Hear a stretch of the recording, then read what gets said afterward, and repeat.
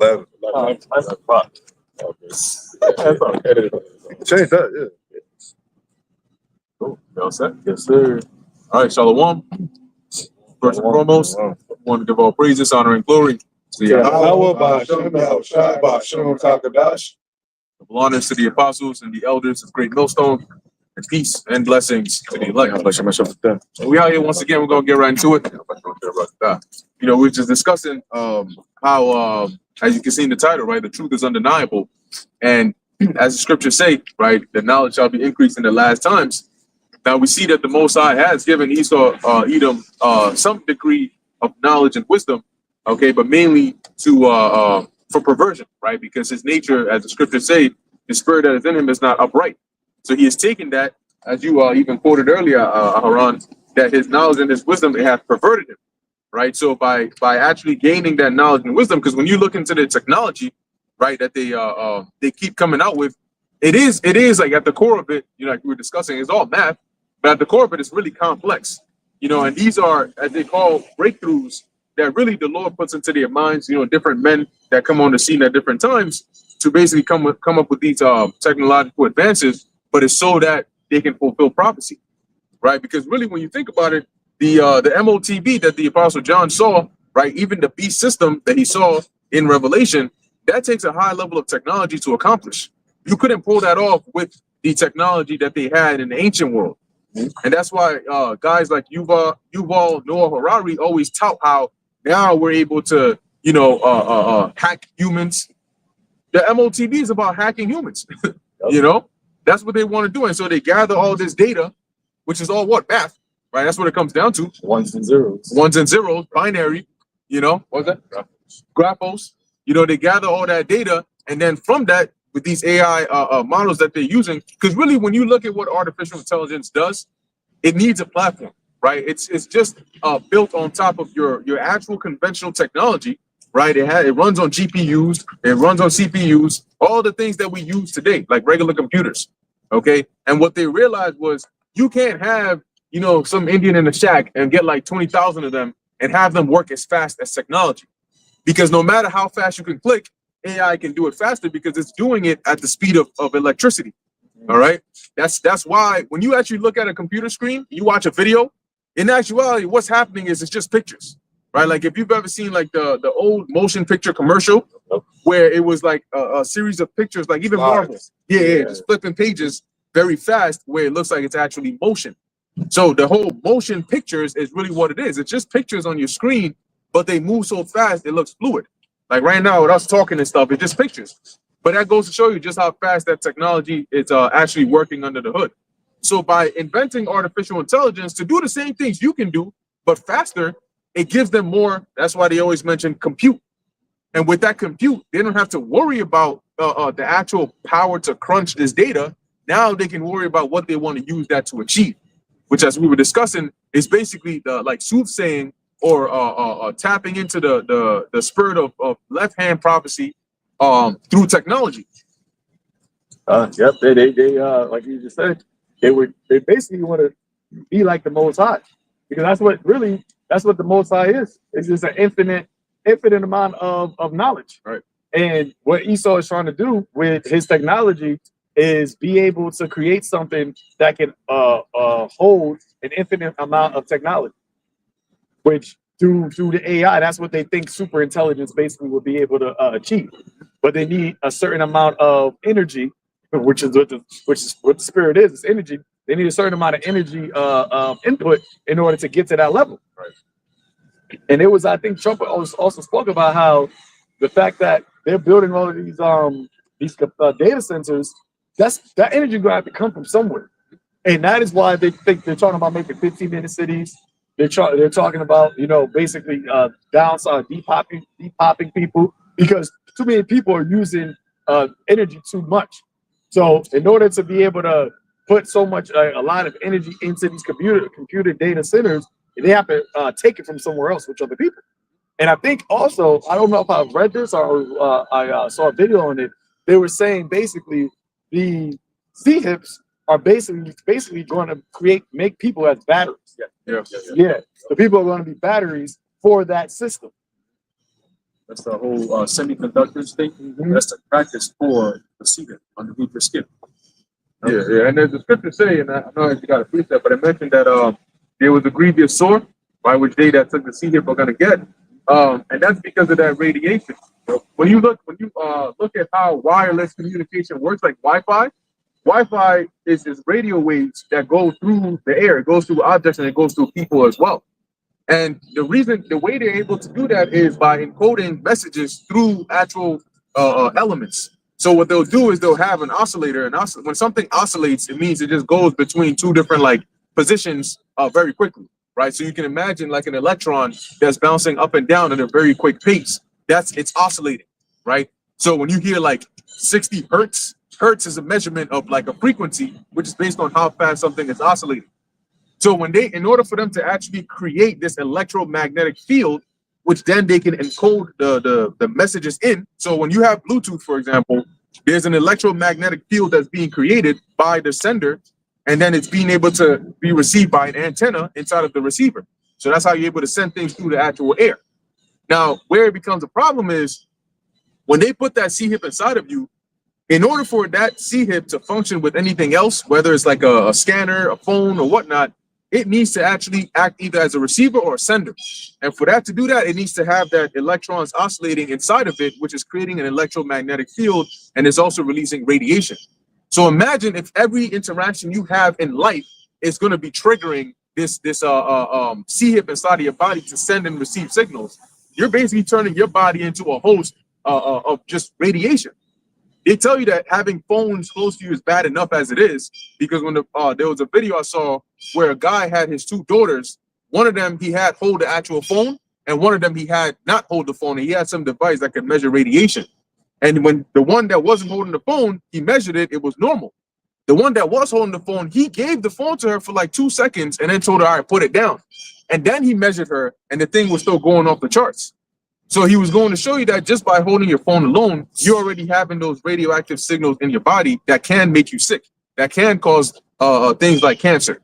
So if this is now implanted in your body and you're living with this and interacting constantly with this, what do you think is going to happen to you? Just to add to your point, they said people that had them Apple Watches and shit, that they started to get like sores on them, and they started to develop cancer based off having like certain technology constantly on their body.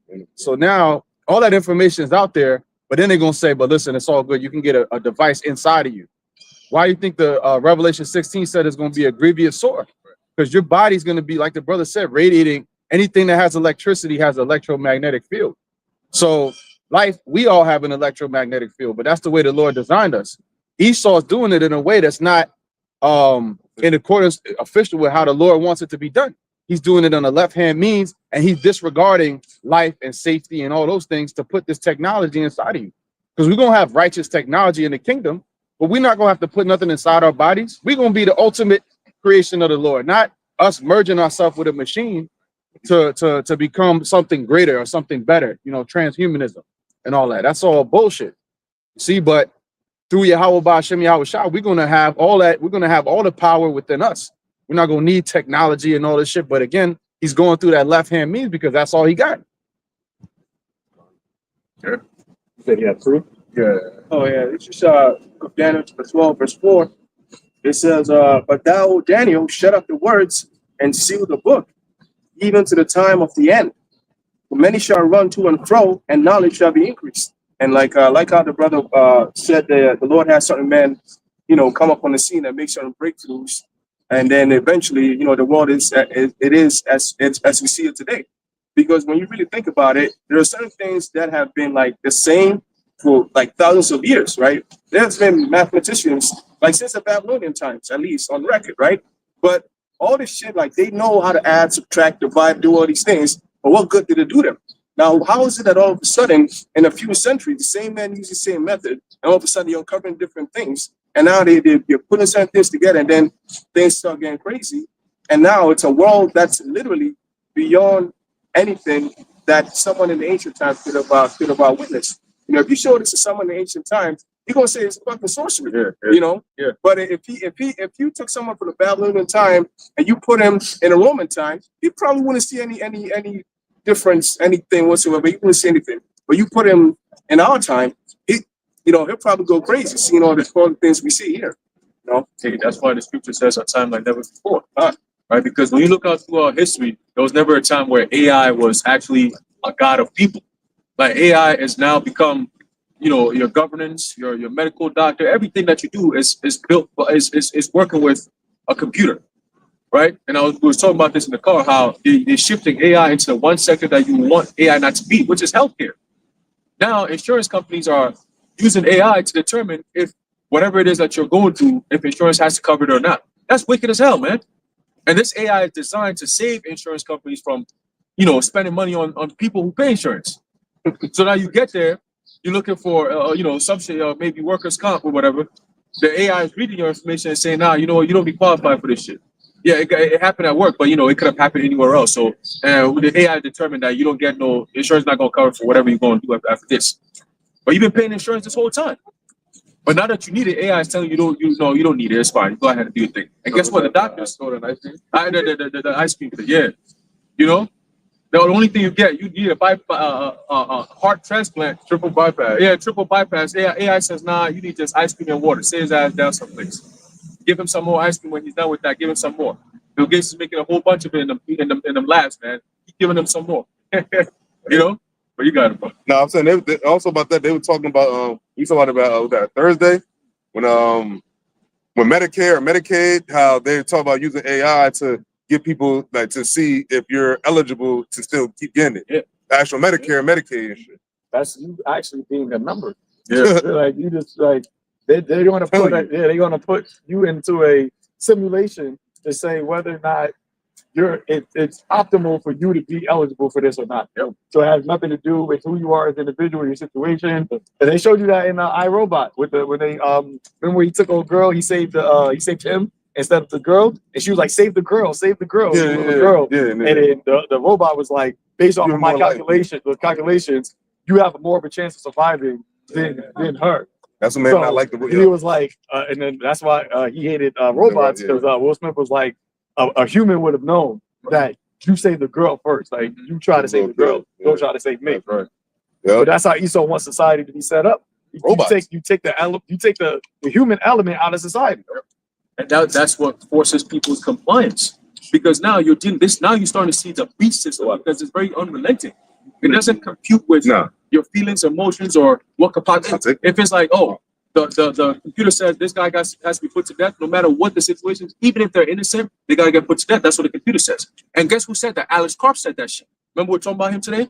That devil. He said that shit. He said, AI in healthcare is going to determine who lives and who dies. That's what he said. He used those terms, who lives and who dies. What are you trying to say? You like the Most High. You can decide who lives and who dies now because you created a machine that can tell you who lives and who dies. What that machine can't do, it might can compute that shit, but what is the Most High also known for? Mercy. Yeah. You can't. That computer can never have mercy. Yeah. Of course, the Earth would have been destroyed. Like 5 minutes into creation. Age of Ultron. Yeah, there you go. But you know what? You're right that you brought up Age of Ultron. Because technically speaking, Esau would have created a machine that would destroy all of humanity. And the reason is because the machine wouldn't be wrong. As a matter of fact, when you read the scriptures, the Lord ought to really destroy humanity. But because of his mercy, he doesn't. So logically, you would say, well, by calculation, if you look at what's really the problem with the world, it's you. So if you really want a good world, we need to take you out of here.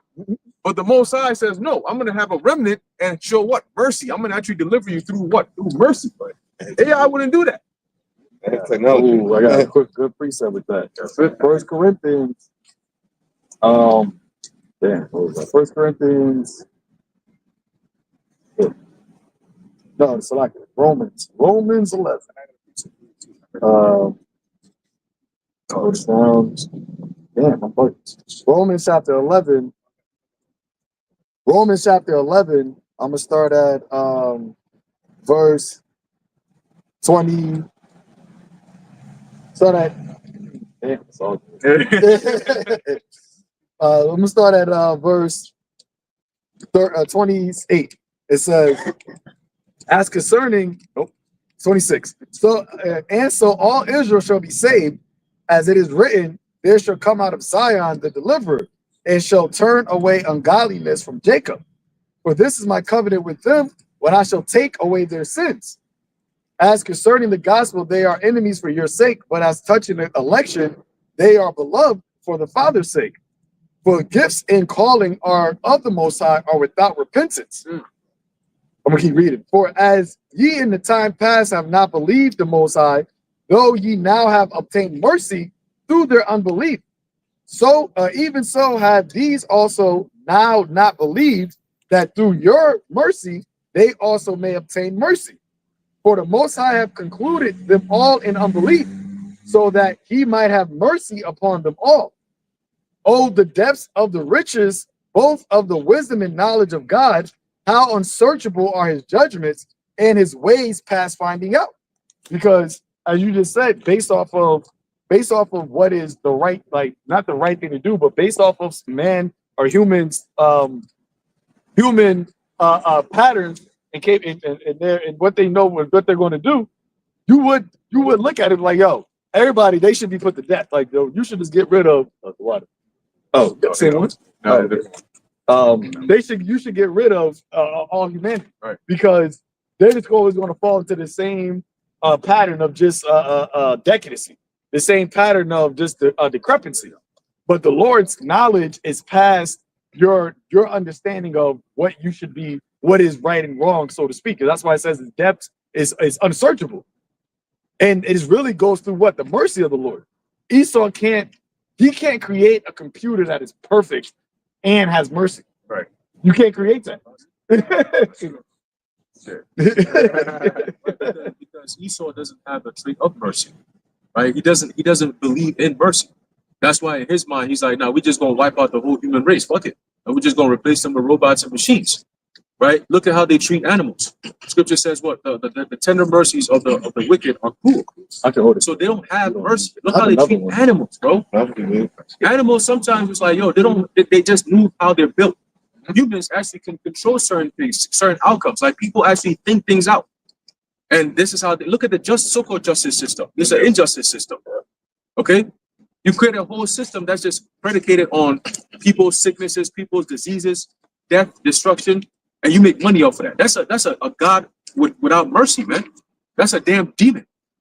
Okay? And that's who's running this world, talking about they're going to use AI to make things better. Look at what DJ Trump is doing.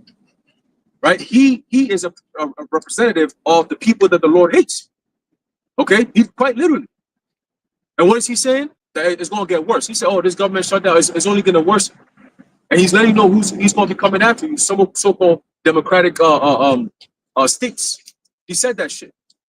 So no longer are we dealing with a president who's for America. We're dealing with a president who says, nah, you Democrats, we coming after you. And Democrats is mostly who? You Jakes. All right?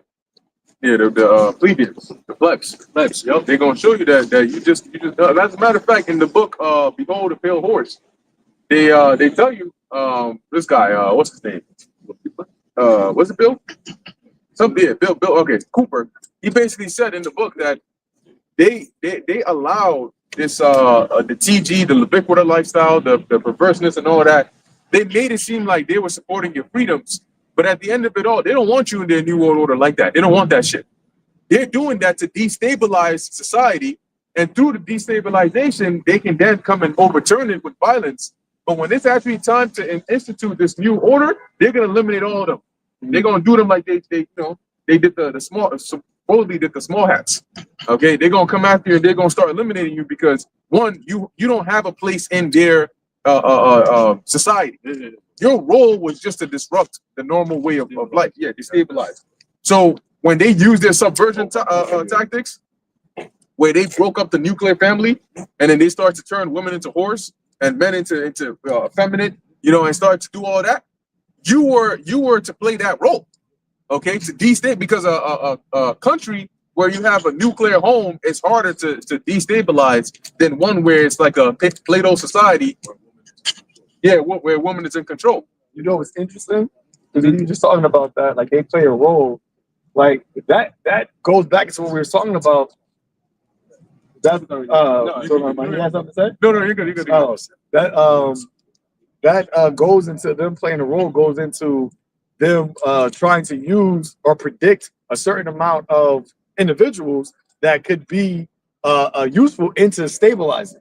So they kept pushing that agenda out because they wanted to get to a certain amount of the population. And it kind of reminded me of what they talked about with the jump shot. They wanted a specific number, 70%. Whatever predictions or whatever calculations that they had, that was an important number for them to reach because of whatever they have planned on with the, the Depop or whatever they got planned on later for that. So that's why they were so adamant about getting people to do it. And you had Joe Biden say, "We've been patient, but our patience is running thin," right? They was remember, you couldn't even say the word on there. Yeah. But now you can say it because they already reached that number. Mission accomplished. They already had that number accomplished. So it's going to be the same thing with the seed, but that's why with that they want everybody. So that's why once they get ready to have that be full force, they can't have people out being able to talk against it. That's why they're coming against free speech right now. So that once they get to that point, they already have it to where now, you know what? In order for you to go online or whatever, you already got to be in compliance with what we are talking about. Right. Because if you're not, you can't even go online. Right. That was just search. It could be that that might have been preparing people's bodies for the seed. Yeah. That's where if you ain't take it, because remember the seed is a foreign object coming into your body. Most cases, your body's gonna reject a foreign object being placed inside of it. That's where you get like sometimes people would go as far as autoimmune diseases. So I was just thinking, what if those that got it, once they put that forward, that's where the severe sores come in. Like something happened with them, they get fucked up. Well, the jump shot, they said it has a whole bunch of foreign substances that we're not going to go into. And then when you look into the things that is made of the things that they use to make the CHIP, there's one particular element in there called lithium. And the other day I was looking into it. What are the causes of what are some of the side effects of having lithium in your body? And it says from the various tests that they've done, there's a certain amount of lithium that gets inside a human body that causes cancer. Okay, and then when you go a little bit more into it, it's like, what kind of cancer does this cause? It says based on where the lithium is inside of a foreign object, in this case the CHIP, then wherever that thing is going to be placed, where it's going to be using your body as the battery to run it, that place is going to cause an actual sore. It says it right there. And I was like, oh shit. So when you actually go into the words in the book of Revelation and you tie it all in, that's exactly what John was seeing. That people took the CHIP and it caused a grievous sore in their body because of what was already in them to begin with. There's a whole bunch of concoctions. It's funny, if I'm not mistaken, lithium. I want to say that dude I was driving, he from Ukraine. I want to say lithium is one of the joints that's in Ukraine right now. With the resources. Yeah, I think lithium was mentioned. It is, right? Yeah. And also too, to add on, if I may, because it made me think about these devils doing a diligent search, because like they be experimenting on shit. Like all that shit be experiments they be doing. If you watch their movies, these devils be like, yo, like I always think about the Niggas in Paris song, where it's like, yo, it gets the people going. They be looking at shit that what people watch, what people react to, how people react when certain liberties are taken away. They're doing it right now. Look how they're making everything expensive. And look how these Edomites, look how the citizens are wilding out right now. So now there's like, all right, people are getting ramped up. People are getting ramped up. That's going to bring the martial law. Think about it. It's like a perfect play. Get everybody riled up and they say, we got the solution right here. Hey, you want to be good in society, you'll get to see it. We talk about on the way over here in 2028, Bill Gates said, if you don't have a digital ID, Bill Snick, excuse me, if you don't have a digital ID, you can't be in society. So They're gonna get a lot of people with it. yeah. Oh, they said in the UK they're trying to extend it to like 13 years old. Yeah. So if you don't have it, you can't. They literally tell you if you don't have it, you can't work. What does working entail? Because somebody's job is to sell things and somebody's job is to buy things as part of their actual labor. But they're showing you, they're literally gradually walking you into that prophecy, poeo, right? He calls it all, both small and great, rich and poor. So what they're doing as they're doing it is they're setting up the cause, they're seeing the reaction, and then they're bringing in the solution. Mm-hmm. And they've been using these simulation, this like AI is not new. They've been using this when you go back to when they turned the stock market from a free market to a fixed market. They used AI. Okay, but at the time they just call it simulations. When they use the whole concept of silent weapons for quiet wars, that's based on simulations. Okay.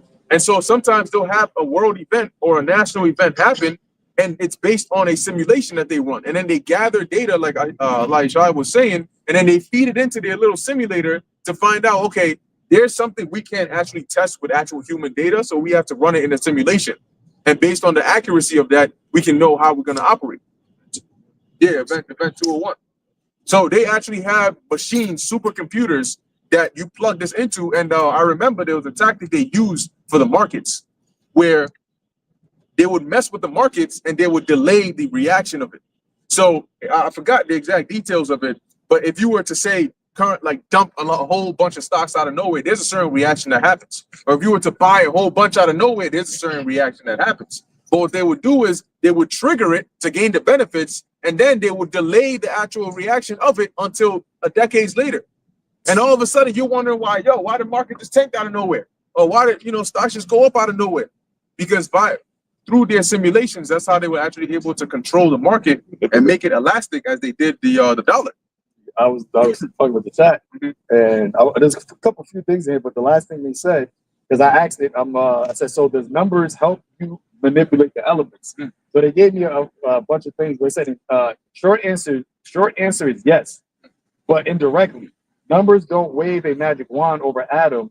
They let you understand, predict, and control how physical stuff behaves, and that's how we manipulate the elements. So the last thing it said so numbers are the language that links ideas to predictions to actions.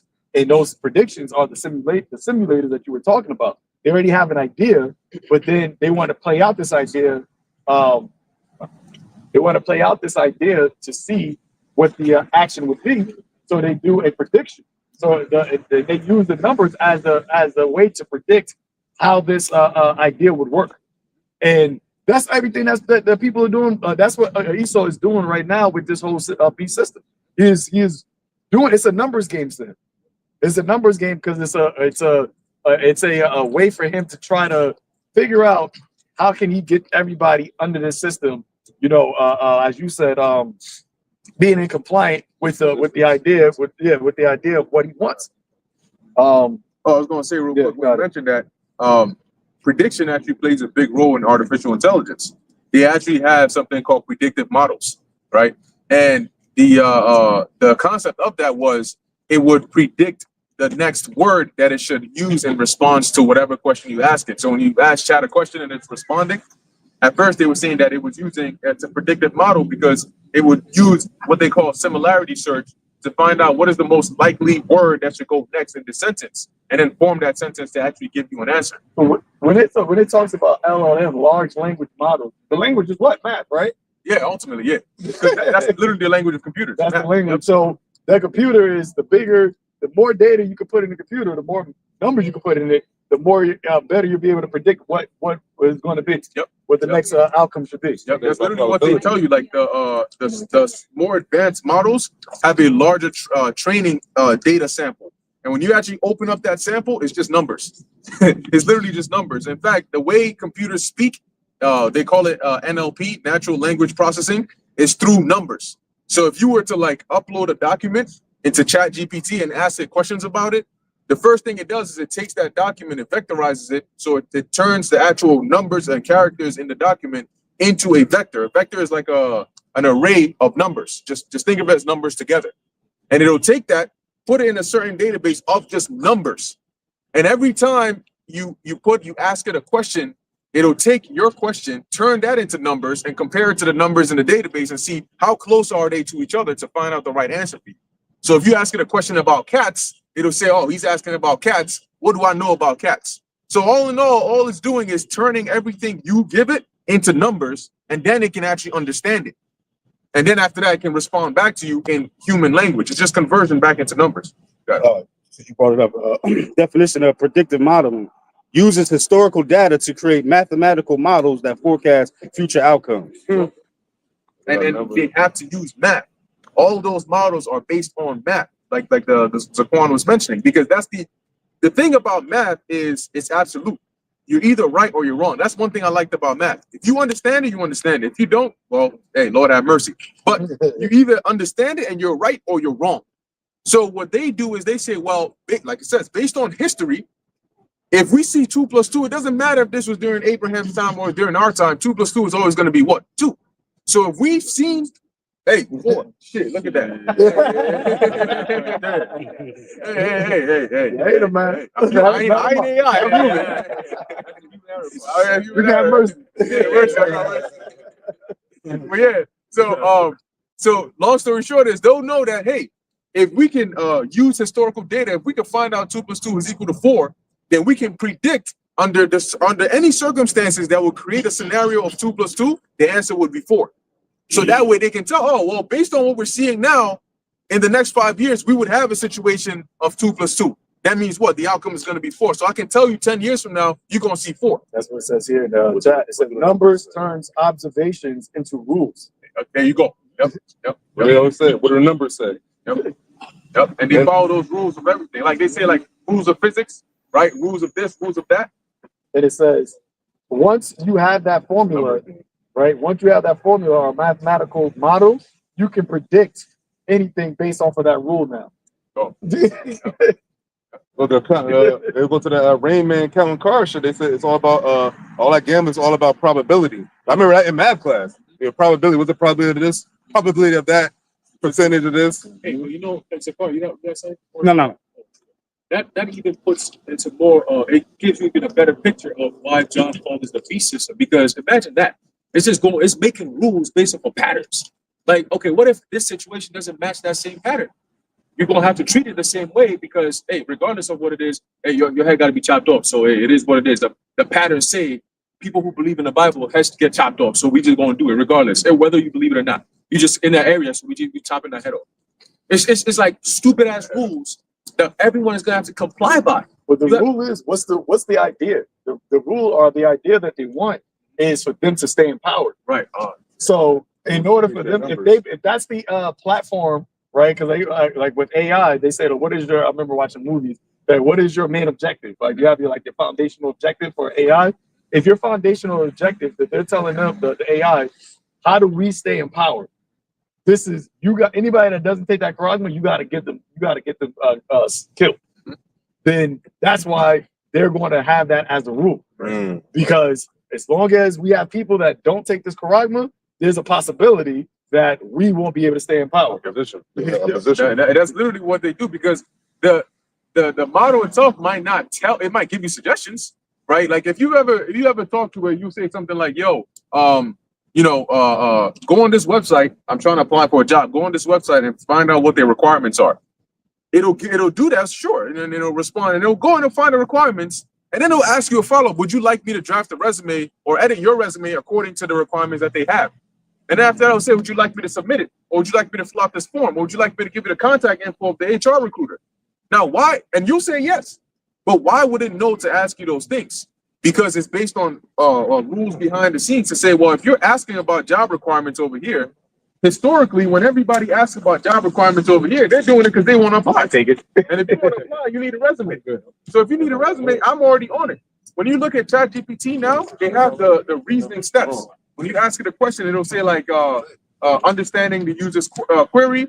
User wants to know this. Then it'll tell you all the steps that it's taken to reason about this. So like the Zaquan said, they may say, yo, we want to stay in power, right? This is what we want. Make sure that anything that gets in our way, give us a solution for it. And then you presented problems or scenarios. What do we do with these kinds of people? Well, based on what your objective is, if you actually allow these people not to, to exist, you're going to have this probability, right? Because it'll run. Well, the thing about these models is they can run simulations in parallel. It's like creating alternative universes of different outcomes and telling you the best one. And then it'll tell you, okay, based on this is why this is going to work. And then that's where you get your answer. Oh, okay. So when it comes to the Hebrew Israelites, this is what we got to do to them.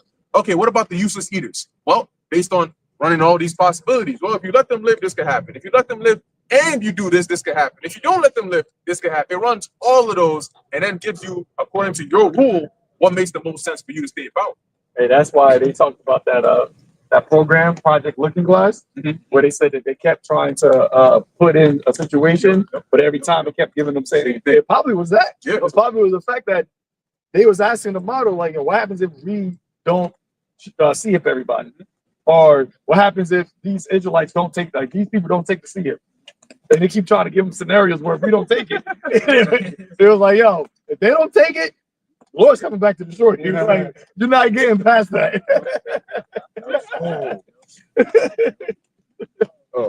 And so, like, I just say that's based off of what? Our faith. That's why it says the hour of temptation. Because in their mind, they're like, yo, we should create a scenario to where we can break their faith. We can break their faith and then they'll take it, then we're good.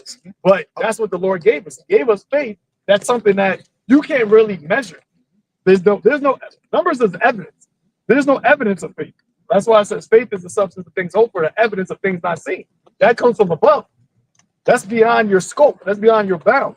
So the fact that we now have faith in Yahweh B'Shem Yahweh Shai, that basically overrides your system. Right. It overrides your whole system. And then where their shit breaks is when like you said, you got to break their faith, and then it'll say, okay, torture them. And then they torture you, but what they don't account for is you can't measure faith. So AI tells you to torture them because naturally a human being that's tortured gives in. But you try that on the elect and they don't. And then you say, now what? And then you run back to it and says, oh, did you try torturing them this way?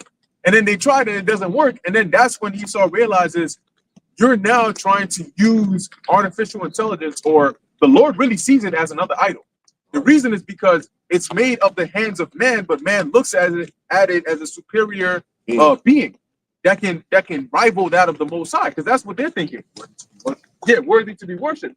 So the Most High looks at your technology, your artificial intelligence, like just like a stone or a stock, as he had the prophets, speak on all the time. So what you don't account for is you think, oh well, we're going to torture them until they give in, and then you torture them and it doesn't work. In fact, it really just triggers the wrath of the Most High. That's when they realize, oh shit, all of our efforts are futile. That computer right there is off. Definitely. Because they got malware. I did visual. A visual for Speak up. Technology now is another way. It's like another altar, like another altar to life, like another option. Like getting high or getting drunk with us like that. It's just to escape life. A lot of people do things to escape life. Right. So when you think about the technology, like you can get consumed in. Like you have people that just on their phone all day, on the internet all day. Right. You know what I mean? They just consume, and they just scrolling. Like I even caught myself just scrolling through YouTube like the short. Right. I was like, oh shit! Oh, I got to sit down. It's becoming addicting. Right. And then now, through gradualism, they're introducing the beast system, and people are just going to gradually just go towards it because it's just like, okay, it's another alternative to life. You know what I mean? So they so we're you're moving out of one thing to going for another. You know what I mean? And they're putting it everywhere. Oh, I just saw this morning on Google Chrome. Now, you know how they had like the AI mode and AI.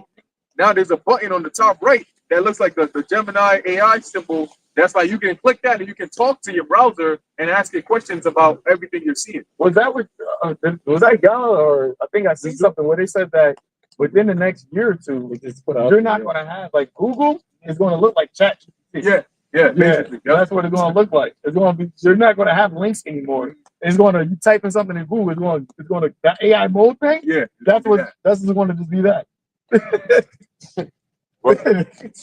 No, this shit is crazy technology. I was not that technology shit crazy to me, but like it just made me think about, because we talk about numbers, how get back to these devils and what they're trying to do.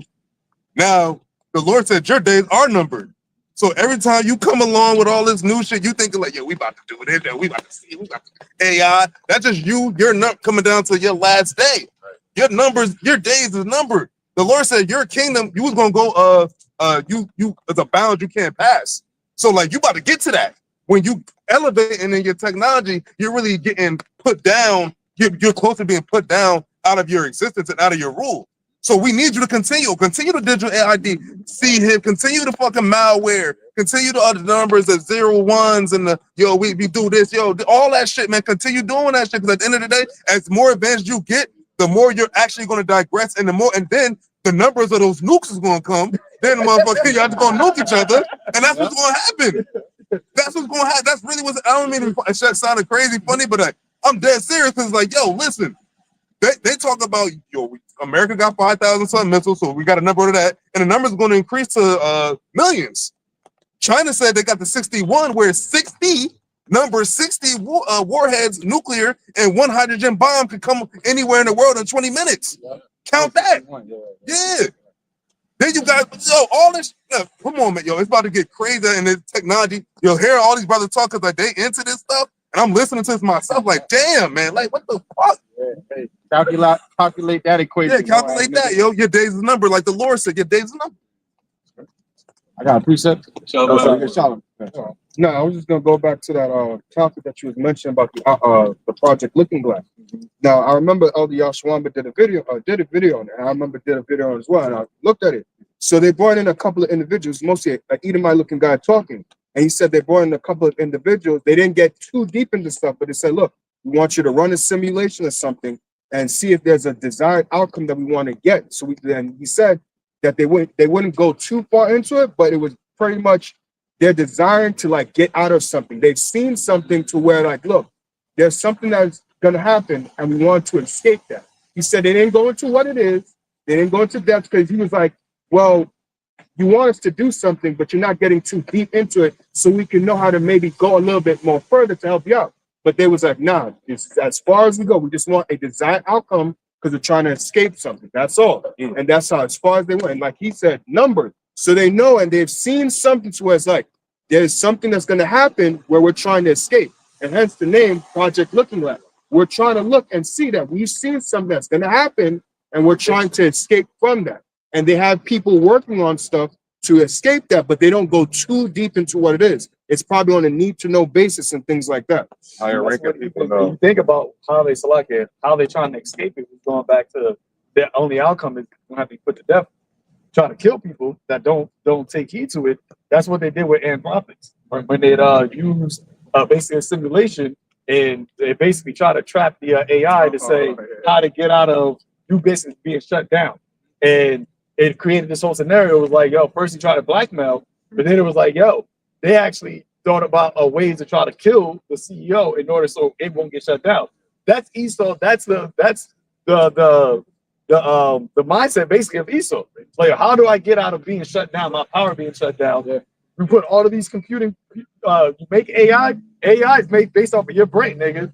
So at the end of the day, it's going to be like, you know what, you gotta delete them niggas. Like the Urkelbot tried to take over. Because remember what I told you, I think it was the Yashwamba, he put out a video where a dude, they basically asked AI to create an image of itself. Oh, and it created a fucking it was a top hat, right? It was an Orthodox Amalekite. Out of all people. With the big ass beard, with the jacket on, with the top hat, it was a fucking Amalekite. That's crazy. I'm like, yo, come on, you can't say nothing. That's right there, man. The proof is in the pudding. It's in the pudding. Esau, he will not be able to hide himself, even with AI, because really it all goes back to his hatred. He's creating an AI system to the point where they're talking about it might get to AGI in a few years, artificial general intelligence, where the shit is just going to be out of control. Or ASI, right? AGI, they say you get by to next year. And then, brother, AGI next year, and they say ASI by 2030. With that super intelligence? That's 2030? They say it goes beyond the intelligence of a human. Yeah, they said and that's his hatred. His hatred is so deep. He's creating a system that's detrimental to him, life, and everything, just to get at us. Because that's what it's all about. Palantir profile for all the brothers, right? Like you got an IG profile, they're gonna have a Palantir profile. You're gonna say, look what he's saying. And listen, do what you gotta do. We don't give a damn. All right, we're not gonna be reckless, of course. We're gonna use wisdom, but they already got this video alone. This lesson right here alone is enough for them to say and put us on the news and do whatever. You know what I'm saying? So you doing all that because you hate us that much that you're willing to risk everything just to get at us, man. But we nobodies, right? That goes to show that, hey, we somebody, you know. So Yahweh Shemi outside, even though somebody. I am somebody. But we, you know, we humble, so we say we nobodies in this world. But hey, Yahweh Shemi outside, you know, he looks at the lowest as something. But you know what he did? You know why it is? It's because the Most High chose us. Really, he got beef with the Most High. Right. Yeah. That's what he really got beef with. Because if you can go back to Cain, you gonna bring it up. He told the Lord, Cain told him, like, yo, you put too much of a burden on me. I can't bear this. But you still gotta bear that shit. You still gotta keep that shit. So and I think Yahweh Shai also spoke about it, how they can't get to the son of the house, the master of the house, so they attack the servants. Mhm. That's who they're coming after. It's us. Because that's why scripture says, I shall be like the Most High. He does, I'm trying to be like Jacob. We're we're really an image of the Most High, but we're in a low state right now. Right. They want to be like the Most High, but because they can't be like the Most High, they come after the people who the Lord put His image on. It's jealousy. That's the whole like concept of like hostages. Like, you know, even though they innocent, they haven't done anything to you. The fact that you know it's a loved one of somebody you hate, Yeah. you go to them. Right. You know, Oh, you've been ransomed. Oh, you've been ransomed. Word. And it's gonna take over redeem. Get that scripture. I think it's I'm saying, one of the things that they hate most of all is like the loyalty and the Lord for him. And that's why he want everybody taking that, because like you can't. He looks at the Most High and he sees how much respect and love his servants have for him, and he's like, "Yo, I want that. I want that. You know, I want to be like that." But nobody loves this fucking guy. Like nobody respects it. You know, so what he has to rely on the sword and deception, and ultimately it's all going to come in the form of the see him. You know, and that's it on that. Hey, but you know what? That's literally why the Apostle John talks about the Antichrist must come, right? And that there are many Antichrists. Literally, these devils are like the Squad said, they're anti-Messiah. They're the antithesis to the Heavenly Father and His Son. That's why they set up a system. You see how hard the world is now?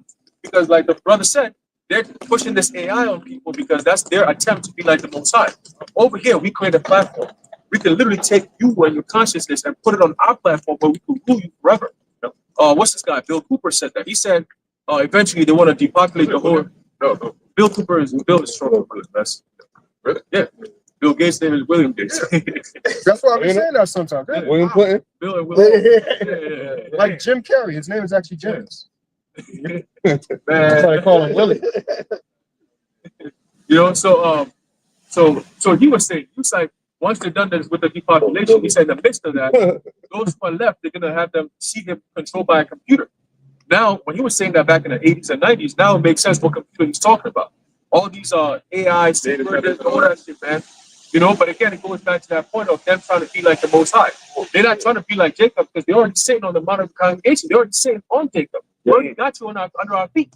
We're not trying to be like you. Yeah, you got the blessings and all that, but guess what? We have power over you right now. If we could be like him, we could change all those promises. Right. There's one Jacob that he not like. Nah, the one. The one. That's why he got preeminence over all men. There you go. Trying to be immortal. There you go. That's why he's anti-Messiah, because that one is the one that changes everything. If I could be anti him and get his brothers to be anti him, then we got something going on. But he's trying to get what he got also. Because what's the only man that got immortality? The prototype. Let's get this in order. This is the book of 2 Thessalonians chapter 2, sort of at verse 3. It says, "Let no man deceive you by any means, for that day shall not come, except there come a falling away first, and that man of sin be revealed, the son of perdition." And when he goes to that word perdition, it means what? Destruction. So then he creates from his own artificial hands, his artifacts. What does he create? He creates artificial intelligence. In a different translation, it says the man of sin, it says the lawless man of the lawless one. How did Yahweh Shai get immortality? The obedience. The lawful one. The lawful one. There was something Hebrew that said about something about Yahweh Shai's obedience. Why did Cain fall? Because he was disobedient. He was lawless. Disobedient Why child. did Adam fall? Right? Oh yeah, he was disobedient. But he was Yahweh Shai come back as the last Adam. To now turn it from disobedience to obedience, and then set the trend for the rest of us to follow too. Okay, but then Esau says, "Nah, F that. You know what? I'm gonna be like the Most High. F all this. Why do you think he's gonna make war against Yahushua when he comes back? He's trying to stop Yahushua from establishing himself as the righteous ruler upon the face of the earth. Esau says, no, I'm gonna be the king. You know, it's crazy how Yahweh Shai says the last enemy that he was going to defeat is death. Yeah.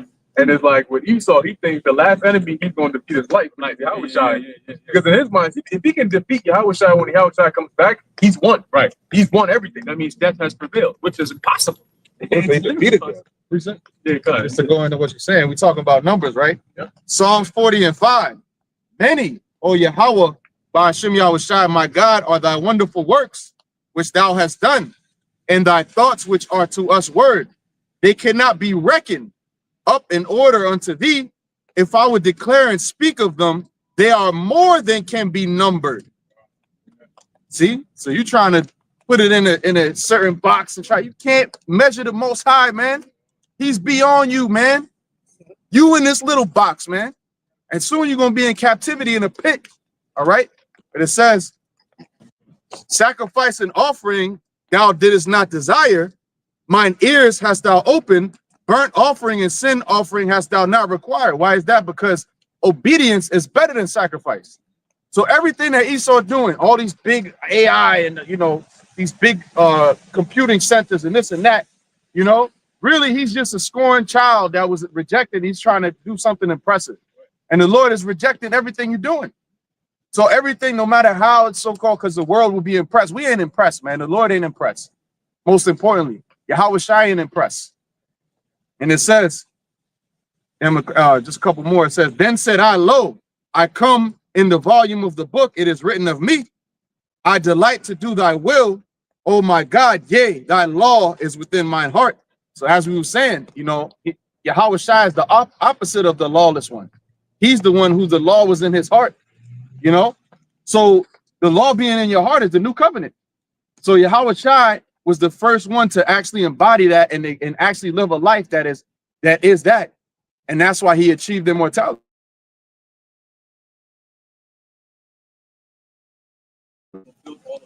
Right. That's the only way you can Right. Spotless lamb. Doing so, nothing you can ever do, Esau, will ever get you to that point. And that's why you have to go through, oh, I'm going to merge myself with a machine to do it. Oh, vanity, man.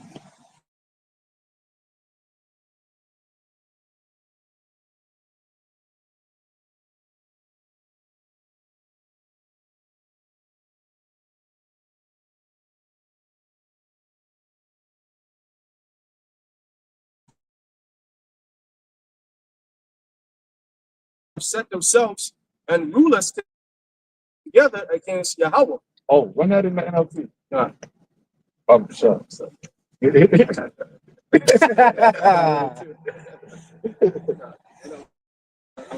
start at the top. And I No. Oh, they sent me on the download. My story.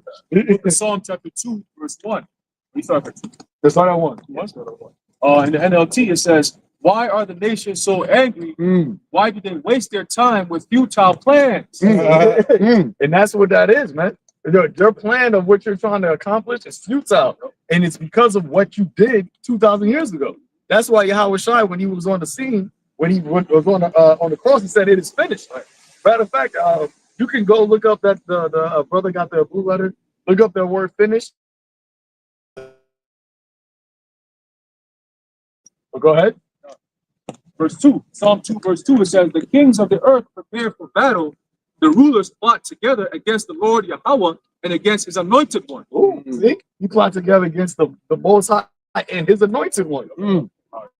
The plan or the plot that they have is literally to heaven against your maker. That's a futile. Like when you really think about the concept of what Esau is trying to do, you're actually foolish to think that you can actually beat your maker. Esau, these elites, they know what the Yuval say. The God of Jacob is not just the God, he's the God of Jacob, but he's the God of all the fathers, including you. Right. So the fact that during your mind that you do something or create something to where you can fight against him, that's a futile fight. You shouldn't do it. You should have stopped And realize the fact that he just said that means the Most High is in control. Because, like you said, no, they supposed to be wise it became.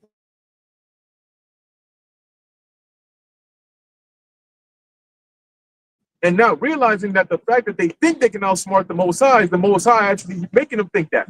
It's a pleasure. That's not the most stuff. Like, I think the brother wants to say something too, right? Before?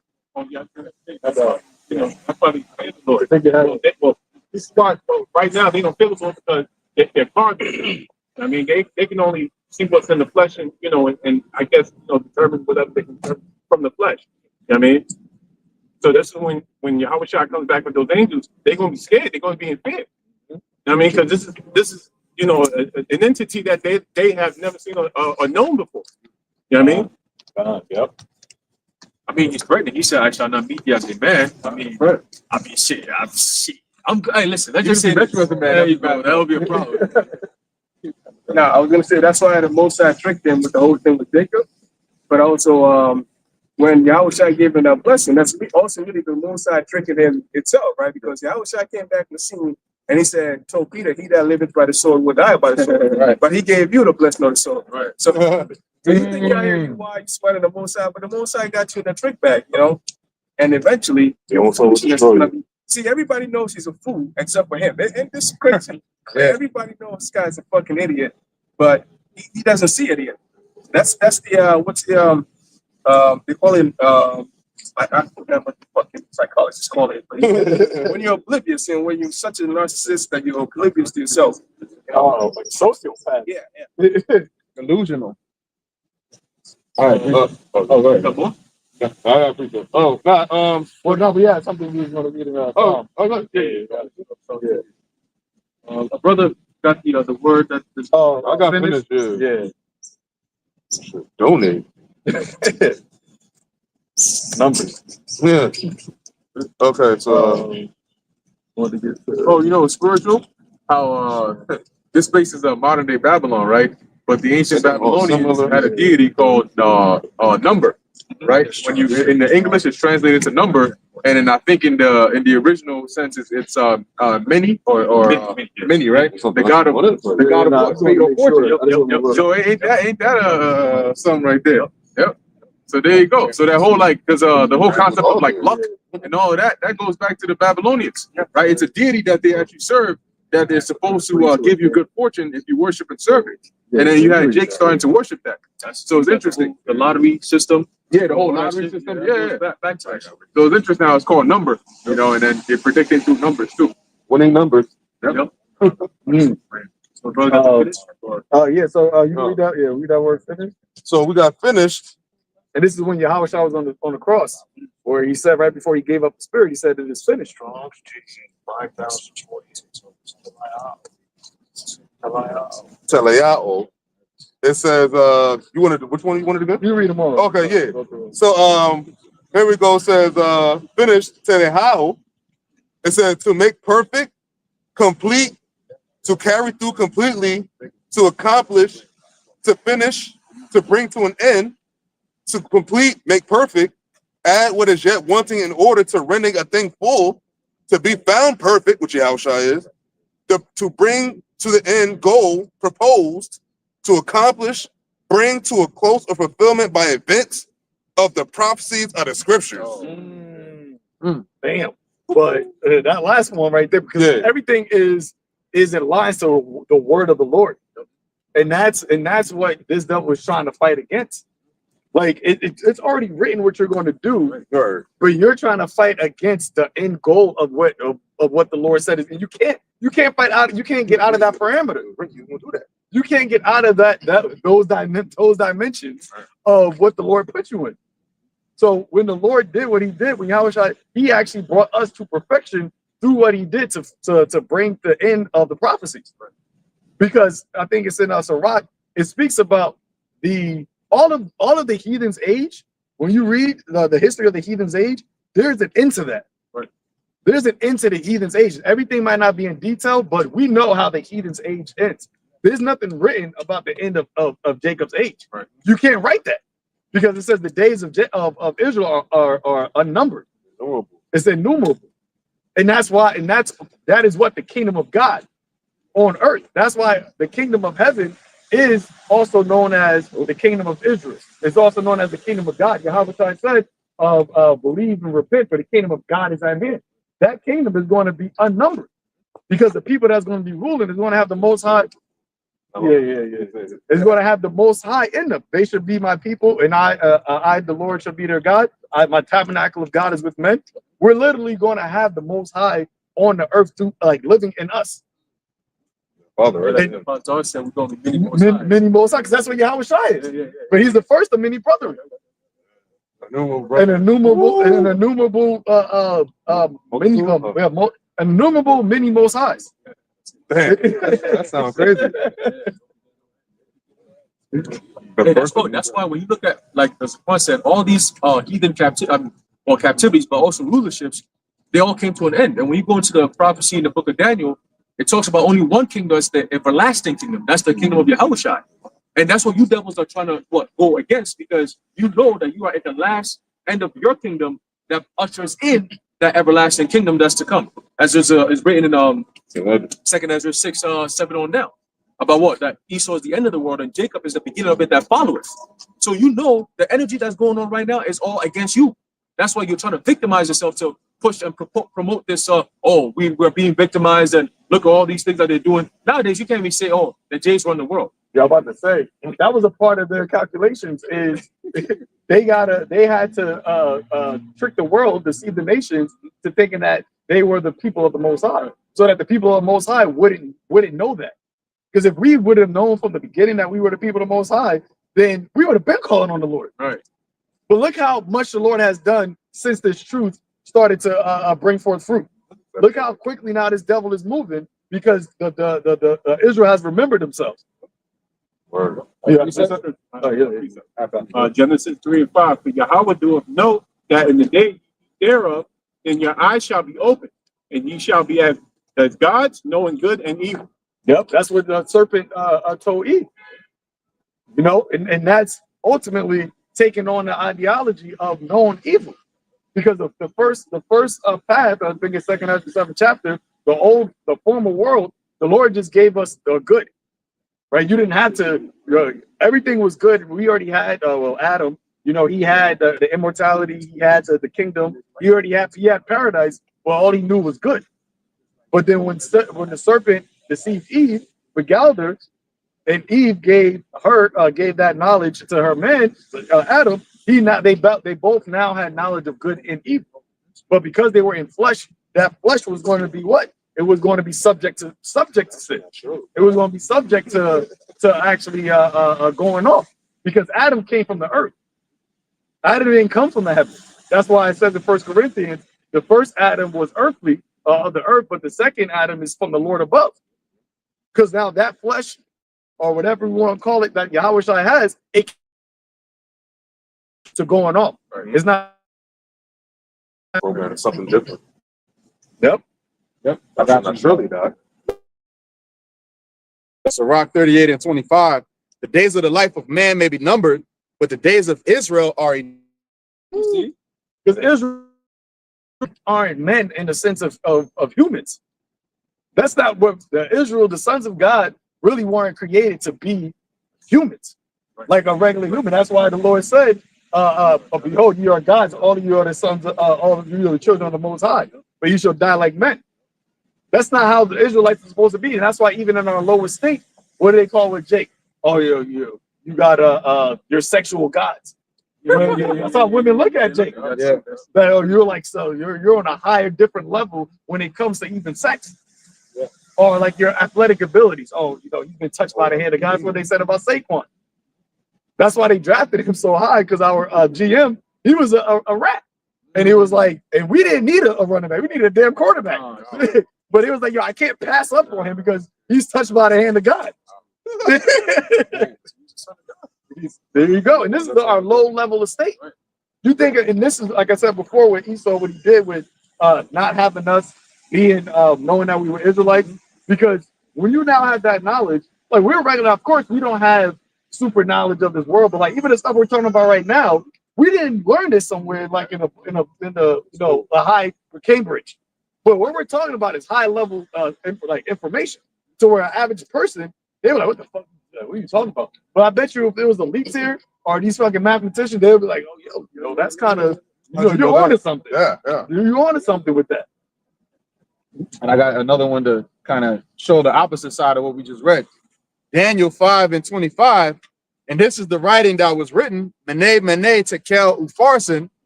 This is the interpretation of the thing.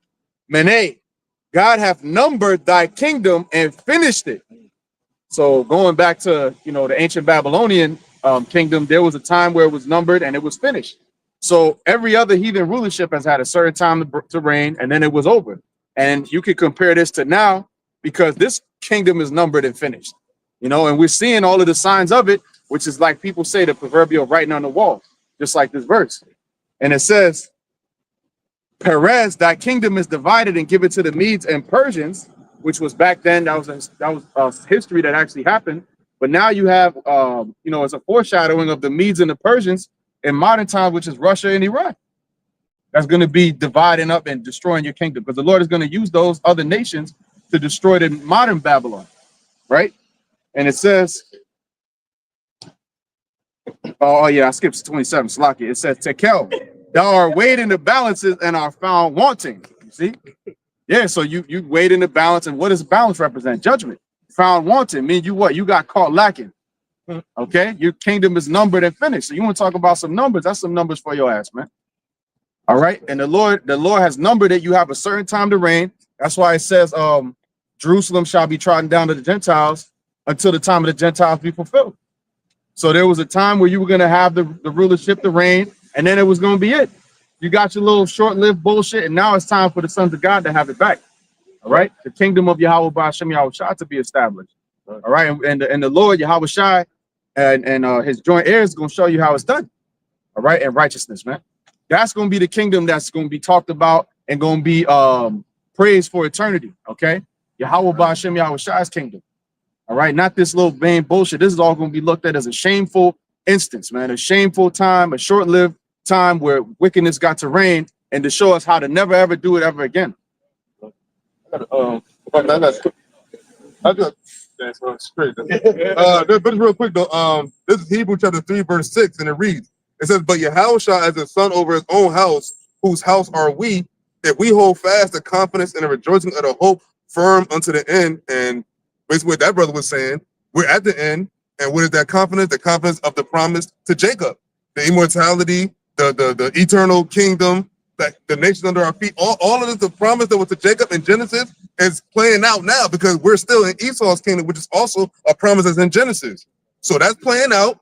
He about to get the fuck up out of here. He about to get dragged out of here. He gonna be put at the bottom. He gonna be the basis of men as he really is. And then it's gonna be it. And there's gonna be no other rulership. There's gonna be no other heathens to rule over us. There's gonna be no more Donald Trumps. It's gonna be no more fucking sparrows. Ain't gonna be no more Syrian kings. There's gonna be no more of that. They're all gonna be slaves under Yahushua and the Israelites. That's gonna be the kingdom. That's gonna be the new Garden of Eden. Back as in the days of old, but even a little more better. That's right. You got it, guys. No, it's fine. All right. So at this point, I thought, so this is about Isaac Newton, right? But I read somewhere, and I'm just not going to have a summary here. But it says Isaac Newton was deeply fascinated and spent years analyzing the book of Daniel with mathematical and scientific work. He believed the book contained secret biblical code that, when decoded, pointed to prophetic timelines and the end of the world, right? Says, and a belief he documented in his numerously published work, Observations upon the Prophecies of Daniel and the Apocalypse of St. John. Because I remember when I was doing my research on the book of Daniel and the book of Revelation, the 13th chapter, I came upon his interpretation. I read it. Yeah, he was on point, right? He talked about how, I think it was off about the Britons, when he was supposed to do the Anglo-Saxon, but the 10 kingdoms of Daniel, he broke all those, and he was like, yo, who his fucking mind? He was like, yo, how come this guy was so extremely, clear? I mean, exactly 10 kingdoms came out of the Eastern Roman Empire. How is that possible? So he did all these things, and then it says mathematical and historical analysis. It says Newton treated biblical prophecies, particularly in Daniel, as a coded system and use mathematics. Okay, just like that. All right, hold on. So it says, he saw the Bible as God's word and believed that understanding prophecy was a way to better understand God's sovereignty and a way to prepare for coming judgment. Now, when you go down to his calculations, it says that Newton used his interpretation of the book of Daniel to connect prophetic timelines with historical event, and he concluded that the end of the world would not occur before 2060 AD. So that's what I'm saying. Like, is he Jake or is he an Edomite? But I'm just saying, you know, like, I think he might be Edomite. But you know, the thing is, he said it was not gonna happen before 2060. 2060 AD. Yeah. All right, but we're Yeah, I mean, I guess it will happen. yeah, you know what I'm saying? We're in 2023. Yeah, yeah. 2025, slide. 2025. Right? About to be in 2026, where these devils about to get 250 years. That's sure. All right, yeah. And then this year they had 150 years for the Navy and so on and so forth. So it's all literally getting into the spirit of war.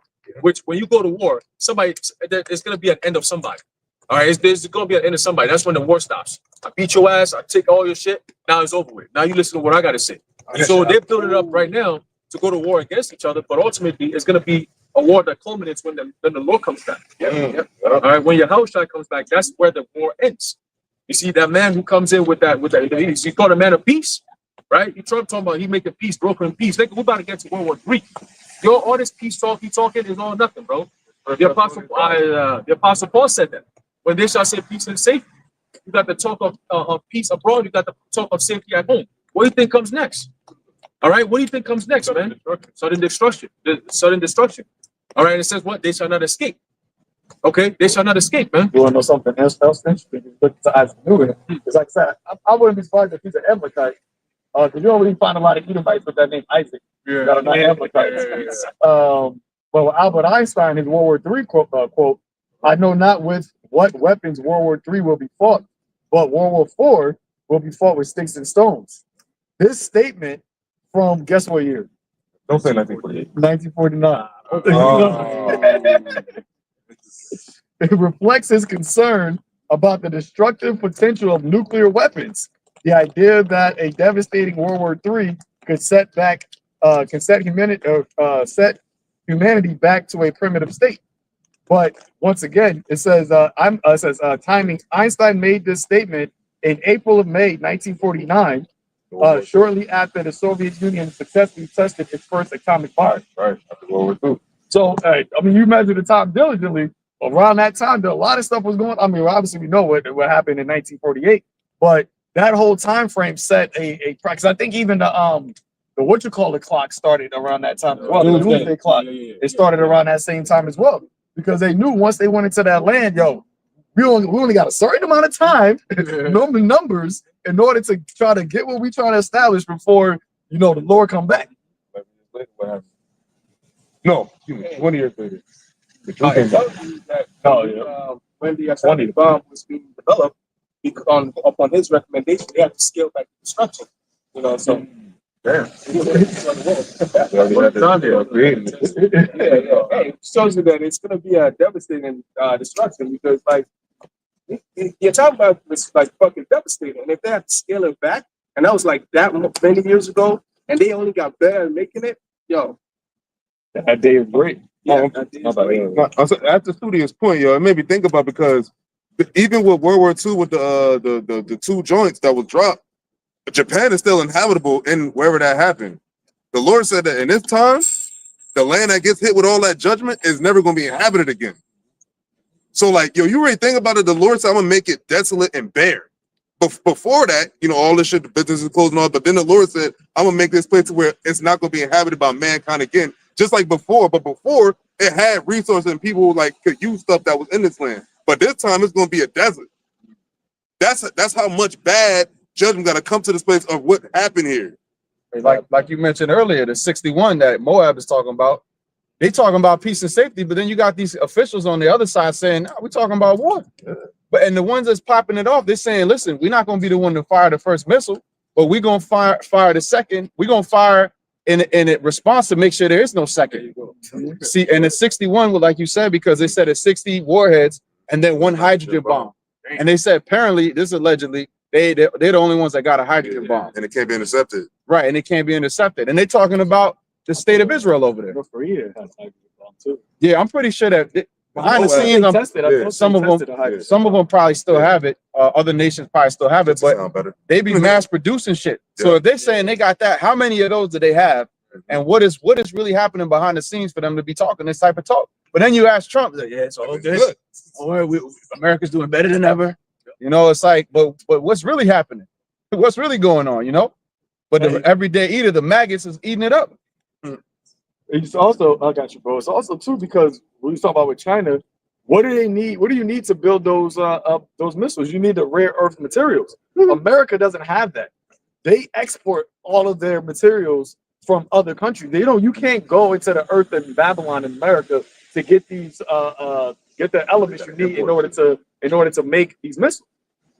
That's why you have a lot of these countries like a lot of these corporations like Lockheed, whatever. Yeah, they make it, but where are they getting the material to make it from? They got contracts in other countries, and now that you have sides being drawn, and you got China, you got Russia over there with Ukraine. Why do you think Russia, like we said, why do you think Russia is like, yo, we're not stopping this war. We want Ukraine, not because of the people, because of the land. Stop there. And what society is going toward, that element is going to be very needful in order for whoever's going to be the next superpower to maintain control. Hey, the men of dark confederacy, All that ate that bread. they only ate that bread because Esau needs these other nations. So they're looking at him, you know, that meme where it's like, I could end this man's whole career right now. That's how they're looking at Esau. They could really do that. Like, listen, we got what it takes. That's why they still doing what they want to do. Like, man, you ain't even scaring us no more. Right. Because even with the they talk about the chip shortage, that's because there's certain other countries that have the technology and things to do that. America doesn't have a lot of manufacturing capabilities. So they're relying on those because Esau is so damn greedy, but he never thought about the latter end. You're gonna go up against all these nations in Armageddon, and here it is. Now you need and now you're relying on all them. Now throw tariffs and this, that, but he's in a ball of confusion and a mess right now. Think about Taiwan. The sea hit shit. Yeah, exactly. Because that's what the ones that makes it mostly, right? Yep. Got it. I remember Russia has been, I think, just called Deadman, and then they get attacked, get blown up, whatever, and all they generals and whatever, delete whatever. They're gonna have some shit where it returns back that fire. Yep. You know what I mean? So prophecy is going to be fulfilled. Automatic. Book of Psalms chapter 2, continuing in verse 3. In the NLT, it says, "Let us break their chains. They cry and free ourselves and from slavery to the Most High." See, what are the chains that Esau is trying to break from the Most High? It's the bounds that he got. It's the fact that only the Most High can give life. Only the Most High can actually create or bring back life. Life comes from the Most High, but he gave that power to his son. He only gave it to his son. Nobody is. Ecclesiastes, who can retain the spirit in the dead death? Only one man can say that they can do that, and that's Yahushua. No one can know the day he's gonna die. But Esau is trying to use technology. Let us break that band from. Let's break off from this. Let's go outside of this parameter of who controls life and death. We want to be able to control life and death. There's a book of Job, chapter 14 and verse 5. It says, "Seeing his days are determined, the number of his months are with me." Well, to numbers. "Thou hast appointed his bounds that he cannot pass." So, go back to what the Zaquan was saying, that Esau, you have a given parameter. It goes into what? Your power. It goes into your time on this earth, as in being empowered. It goes into your ability to go outside, physically outside of the earth, where the Lord has given you dominion over. Those are part of the appointed bounds that you cannot pass. And it also goes into what? Your ability to supersede where you are right now, which is you want to use AI to become a God on this earth. You say, after children of the Most High, I'm not even trying to be on their level. I want to be on the Most High's level. I want to be like the Most High. But have you noticed that? I mean, nobody's ever done it because nobody's ever been that stupid to think this shit. But you're the only one on this earth who says, yo, I want to be like the Most High. Because you got this technology that the Most High gave you. You want to be like the Most High? Well, you got to defeat the Most High. You ever thought about that part? Well, his son is going to come and crush your shit. And then you can sit there and think about how you're going to defeat the Most High himself. When you were in slavery, like it tells you in the book of Psalms, that what we're going to bind your kings and your nobles with fetters of iron. Then you're going to see the realization that you're just a man and nothing but a man. Shit, maybe less than that. Imagine how small you gonna feel when you got beef. You got beef with a man. But if he said, I'm not even gonna fight you. I'm gonna bring my son to fight you. Like, yo, imagine I got beef, but I bring my son. You bring your son, like, yo, beat him up, yo. He just thrashes me. He just thrashes me. He said, I try to know why I'm pressed alone. Like, your son, this my little homie. Remember how like David called the I don't know if it's he was younger, how David called the old boy to was it the Goliath? No, not Goliath. Not David. Oh, you talking about the dude that killed Saul? And he said, like, he said, were you not afraid to touch the Lord's anointed? It wasn't Hagar. Not Hagar. It was an Amalekite. Some Amalekite. It was an Amalekite. It was a younger guy. He wasn't He wasn't there. He was a younger dude, right? Amalekite. No, the other he had killed. Oh yeah, he said he commanded one of the young. Yeah. No, he didn't say the name. He said he commanded one of the young men. I know he said young. To lay it to fall upon him with the sword. Took him out. So pretty much same thing, but this time, like this son of the Most High is the King of Kings. He's the Lord of Lords. He is the beginning and the end. So basically, he is that appointed time, the appointed bounds that you cannot pass. Because as long as he's there, you can't go nowhere but where you at. All right, and your lot as Esau, you Edomites. I'm talking about you, Alex Carps of the world. I'm talking about you. What's the other guy? Yeah, The new nigga. the new nigga. There's a The whole big old bunch of nigga. Liam. Rupert Murdoch, you there? But this guy, Stephen Miller. Stephen Miller. You're on the list. Okay. Jonathan Green, you're on the list. Peter Thiel, you're on the list. What's the other dude with the bank? Jamie Dimon. Nah, the other guy. Damn, we were just talking about him. He's like the new person that he's been on the forefront a lot more. But he's old as hell. Well, like 2025. yeah, he's been buying shit. Not Blackstone. Not him. Larry Ellison. Larry Ellison. Yeah. You on the list, bitch. What's his name? The other guy, Larry Fink. You also on the That's list. a good Remember, on Black. Yeah. Larry Fink. right? Now remember, these are just names. These are public names. But it goes even further than that. We go all the way back to the Rothschilds. We always used to bring out the Rothschilds, the Rockefellers, the DuPont. Modern day them, the Gettys. These are these modern day Rothschilds. Them. Like they play the same roles. Exactly. The descendants of them. Klaus Schwab and them. All right. Bill Gates. All these niggas, man. Remember, you said they're Bezos. You devils got us on the red list Mark for teaching the Zuckerberg. Bible. By Mark Zuckerberg. Okay. Elon Musk. Elon Musk. Right? What's the other guy? Sam Altman. All you devils, man, because Pete Hegseth. he gets it. Yeah, he's a low level. Yeah, that nigga low. Big of juice head, but not even big. He told that other devil, yo, you should try doing a push-up, nigga. He might be worse than Biden's son. Or all that white stuff that they be snorting. But remember, all these people are just names that we give you because these are the people when the Apostle John talks about the many antichrists, these niggas are part of that club. These niggas is part of bringing about that antichrist beast system. These niggas is behind that shit. So when we bring out these names, don't sit around and fall for the tricks that these guys are hate group. No, we are a truth-based group. We tell you the truth, what it is. We're not assigned to no political, Trump did this, or Biden. No, we don't play all that shit. All right, the word of the Lord, remember, we always say this, that the world is, that you dance to the tune of prophecy. Everyone is subject to prophecy. In other words, go ahead, you got it. I was gonna say when you said hate and you mentioned truth, at the end of the day, hate is almost like a perception because somebody perceives Ideology. Yeah, ideology. Because you perceive the truth as hate, we perceive it as love, right? So if you really come down to it, hate, truth is hate and love agnostic, right? It's just what it is, right? You can tell somebody the facts, and they may say, no, you're preaching hate, but it's just the truth, right? Hey, and talking about perception, like if you're standing on the side that's meant to be destroyed, then you have a different perspective from someone who's on the side to be delivered. Right. So if the ones that are meant to be delivered are looking at it and loving it, and you're hating it, you got a problem. Right. You know what I'm saying? Right. So I got a quick precept for that.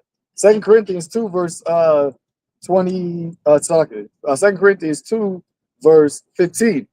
For we are unto the Most High a sweet savor of a Mashiach in them that are saved and in them that perish. To the one, we are the savor of death unto death, and to the other, the savor of life unto life. Who is sufficient for these things? Reading that in NLT, it says, our lives are a Hamashiach like fragrance rising up to the Most High. But this fragrance is perceived differently by those who are being saved and by those who are perishing. To those who are perishing, we are a dreadful smell of death and doom. But to those who are being saved, we are a life-giving perfume. Vantage point. Who is adequate for such a task as this? Only the prophets. Only the prophets, only the men of the Lord can be both. That's why the Lord, and that's the spirit that really we're coming in the spirit of Yahushua. Because when Yahushua was on the scene, what did when he went to the temple with his mom, what was it, the Simon, right? He said what? He prophesied, said that what? This man shall be the rising and falling of many in Israel. So Yahushua, that's why he is the rock of our salvation, but he also is the stone of stumbling. Like he both. You on both sides. That is what a king of king is. Where I got both sides of this on lock. You devils, you can't do both. All right. Hey, that, if I may add real quick, the thought came to mind. If you have a cornerstone, you can use it to build the strongest house possible with that chief cornerstone, with that real strong cornerstone, or that cornerstone could crush somebody to death. Yep. So either way it goes, it's going to accomplish its purpose that it's meant to do. 14. You got it. But we were talking about the numbers. I want to get this second Ezra 4 verse start at second Ezra 4 verse we start at 34. It says, and he answered me and saying, do not thou hasten above the most highest, for thy haste is in vain to be above him, for thou hast much exceeded. Because even us, the Lord created our brain to where like you can't go to past a certain point. Right. Tried it. You can't I go. was thinking about that. You can't go past a certain point, man. You know, you're literally like your brain. You might feel it get a little hot. Right at the So, top. like, Right at the so, top. like, you know, like, your computer overheating. You're Yeah, using too much, tickling, so you're using too much computer power. Like, yo, the fan not working enough right here. and shit. 404 error code. Access denied. So in the movies where you got the smoke coming up from your head. You see? But that's why we always it's the most that's diabolical. That was egregious. But you can't that's why we always go based off of the will of the Lord, man. And that's really humbling. When you can't hasten, when you know that you can't go above the Most High, you only can be just subject unto it. And that's what the Lord is looking for. You got to come to that realization, like, yo, it ain't up to me, Lord. It's all your will. But see, Esau, he won't do that. That's how he told Cain, well, what y'all do as well, without not be accepted. What was doing well? Following the will of the Lord. Obedience. It's that simple. It's that simple. But he like, no, I want to do it my way. He was made to obey. He's Yep. striving against his maker. It's his wisdom has perverted him. It says, verse 35. Do not the souls also of the righteous ask questions of these things in their chambers, saying, how long shall I hope on this fashion? When cometh the fruit of the floor of our reward? It says, because when you think about it, that's all what we're doing is for. Because the Lord promised that, Paul said it, the 12 tribes instantly serving the Most High day and night for the hope to come. We actually believe on the word of the Lord, man.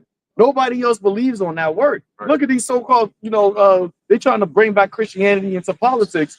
But how are you talking about the Bible and you're still talking about America thriving and being like, it makes no sense. Yep. Why are you never talking about, we just need the kingdom of God on earth.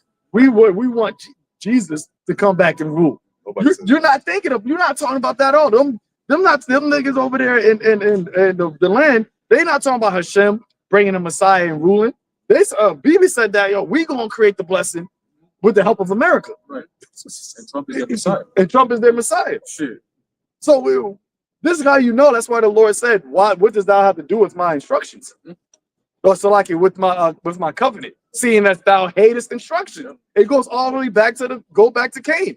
Seeing as thou hatest instructions, you're never going to get down with the program of the Lord. Why are you using the Bible? Want to say Oh, something? no, I was going to the point of brother. Hold on, no. I was going to say because you brought a good point about the Trump. Who said Trump being a Messiah? Small ass? Yeah. That was the case. Y'all don't follow instructions, but y'all would follow instructions because Trump is one of y'all. Because the Lord said that Israel will put a king above them that's not their own nation. That's a fellow white man. So like you have a fellow white man that you're saying is your Messiah or whatever, or your king. Because BB and Trump are Edomites. So what the fuck are you talking about? Y'all not them. And how the fuck is Babylon? How is America going to bring the blessing? How is Babylon's judgment is to be destroyed? And you're supposed to be oppressed by Babylon. This said my bad. The children of Israel were to be oppressed by Babylon and get redeemed out of Babylon. You get all the help from Babylon. You're pressing Babylon. Yeah, shit. Yeah. Hey, it tells you that they're gonna have the enemy beneath their feet. But where them Germans at, bro? They can't even get hold of them. They're chilling over there. So Germans support them. They're getting mad money from them, yo. The Germans are afraid of these Jays that are supposed to be them being oppressed. Fuck out of here. Hey, you guys. I got a little bit more on this. Verse 36. And unto these things Uriel the archangel gave them answer and said, That's even interesting. Gave them answer. Mm. Oh, probably answers question. yeah. I thought you know all the others that hoped in that like manner. Oh no, he did. It was them. Oh, what's that? Yeah, Oh, yeah, okay. Because he said, did not the souls also of the righteous ask the questions of these things in their chambers, saying, how long shall I hope on this fashion? When cometh the fruit of the floor of our reward? Unto these things Uriel the archangel gave them answer. Where he at? He answered the same thing. That's a message. Well, hey, it might be in the spirit world too. Yeah. You know, because they tell you Revelation the 6th chapter, those that get beheaded, they're still talking. So how are they talking? Asking the Lord how long. How long? Abel. Yep. Oh, yep. The righteous blood crieth out from the. And that's probably the only ones that actually get in the spirit world. I'm just hypothetically, those are the ones that get that audience with the Lord in the spirit world, because that's righteous blood in there. Life, right? It said Give him answer. it says gave them answer, even when the number of seeds is filled in you, for he had weighed the world in the balance. So Ezra told them, Uriel told them that you gotta go back on the earth, you gotta fulfill your seeds, man. Because there's a regeneration process. It's not Yahweh I said that. Ye that follow me in the regeneration.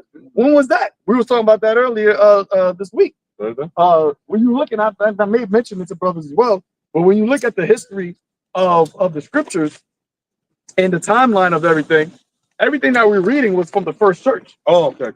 Everything that we read is from the first church up until John. But John was the first generation or the same generation of Yahweh Shai. Everything else in history about the believers, we don't really have that information until now.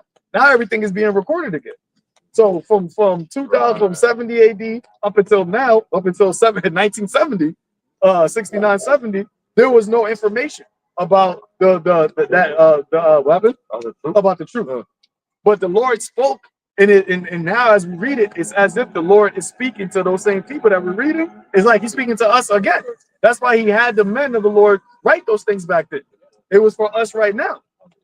That's why he said, ye that follow me in the regeneration. What did he tell Daniel? Stand out in our light at the latter end. I shall raise them up again. I shall raise them up again at the last day. This is the time. And that's why this devil sees this. Because there was never, you had, after 70 AD, right, you still had Israelites that knew that they were Israelites, 100 AD.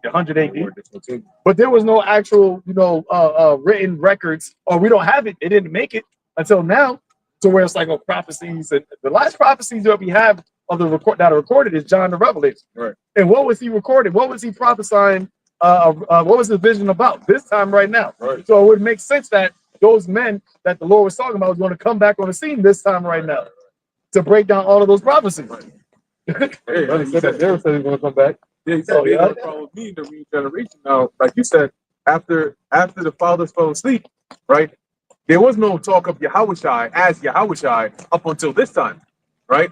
And so the regeneration in which you would even be able to follow Yahushai would have to be now, because Yahushai wasn't preached when we fell away, right? We were into the at best Jesus, so we didn't have the truth of the actual Yahushai himself up until that cry was made, which is now, and then the virgins woke back up again.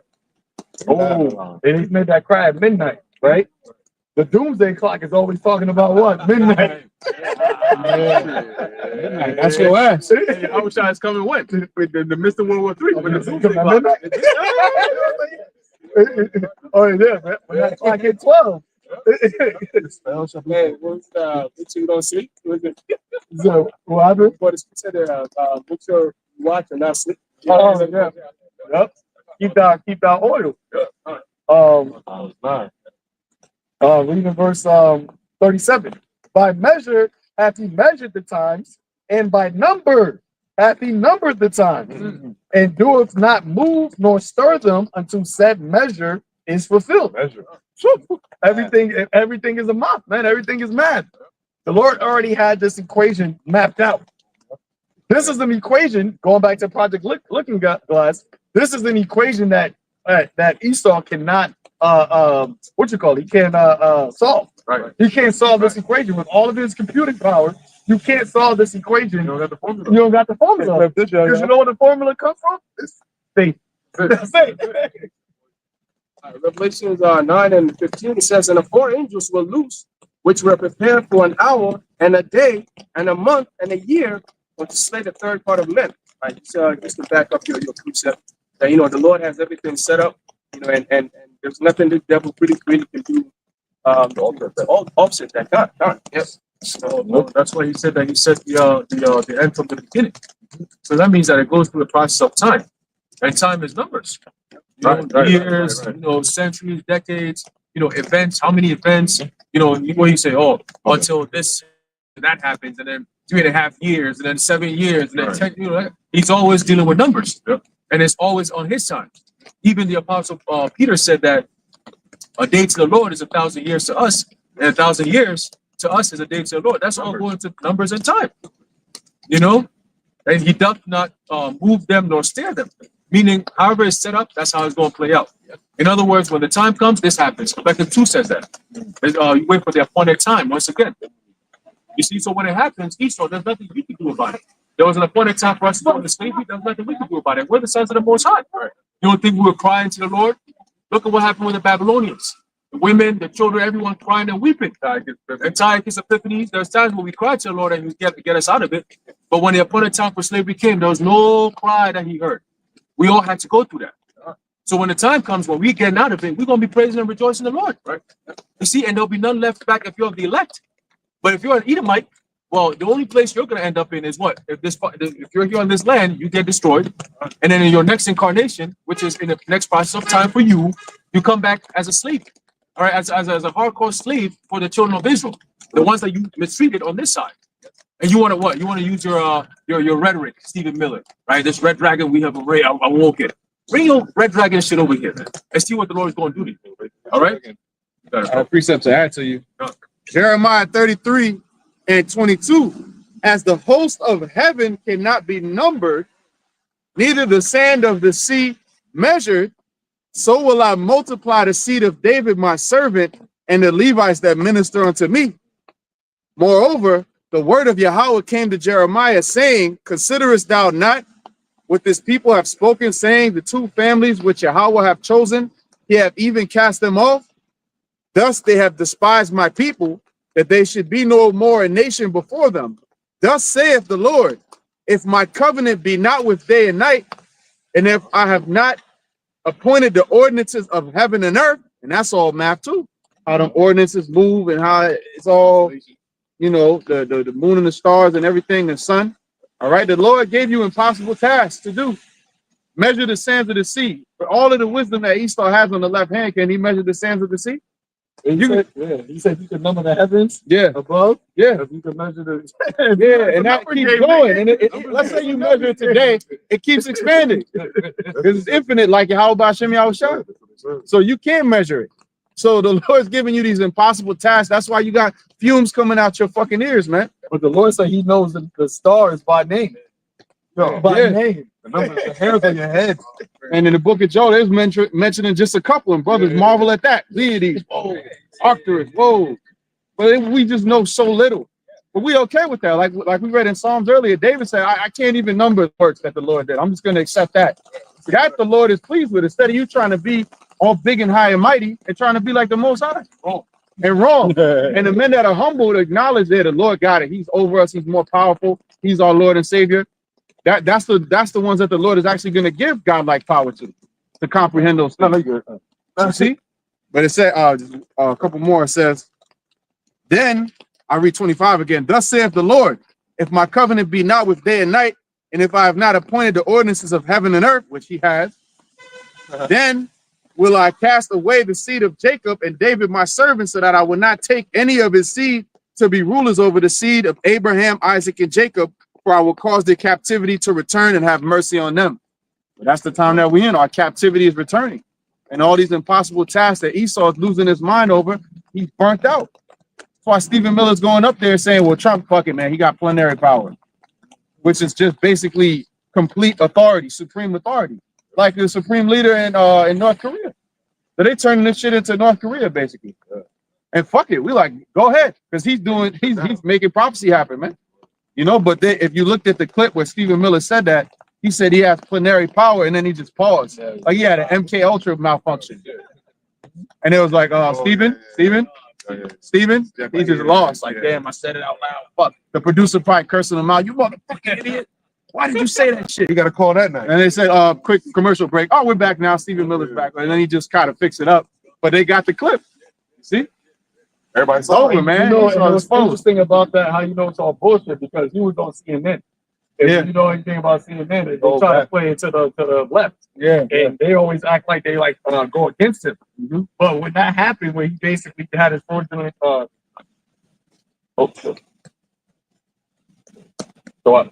when he had his fraudulent slip, he just stopped talking. And you could tell that he wasn't disconnected. But when they when they came back, they said, "Oh, we had technical issues." And when they went back, started up the, so when you actually try to find that clip, they actually CNN, the company, they took that part of the clip off. And when they came back, they just restarted the interview as if that never happened. And then the anchor, he never even asked him about it. So what did you mean by plenary authority? Nothing. So if CNN is supposed to be on the left and you're supposed to be going against the Republic, why aren't you? That was ammo right there. Open shot was mad ammo right That was a there. wide open shot. Rick Cage. You like, just can't do it. Like, For that shot too. yeah, he like, Paul, like, I got it opening right there. Like, nah. All of a sudden, your arm start working, right, nigga? But that goes to show you the two horns like a lamp. That's all I'm thinking. It's the same thing. Because we always say, who controls all of the media? Right. It's the left and it's both sides, man. Because that's his way of trying to control the narrative and control the numbers. We gotta control both sides in order to predict a certain outcome. We can't just leave anything up to probability. None of that could be left up to a chance. Can't be left up a chance. And that's why what we're doing right here is so dangerous to them, because they can't control this part of the narrative. Right. And now social media has become the number one resource of information. So the enchantment, right, of the media is not working anymore. Right? We always talk about medium, right? The enchanters, that part is not, so everybody used to go get the information in news. Well, I didn't hear that on the news. So just because you didn't hear all the news, that means it didn't exist. Right. But now people are going to what you're seeing happening right now, and us on the highways and byways. This is how the truth got spread. It wasn't like we was on Fox News, it was on CNN. The truth went out the four corners of the earth, what they call grassrooted. It sprung up, literally grassroots, out of the earth, From the mud. from the dust.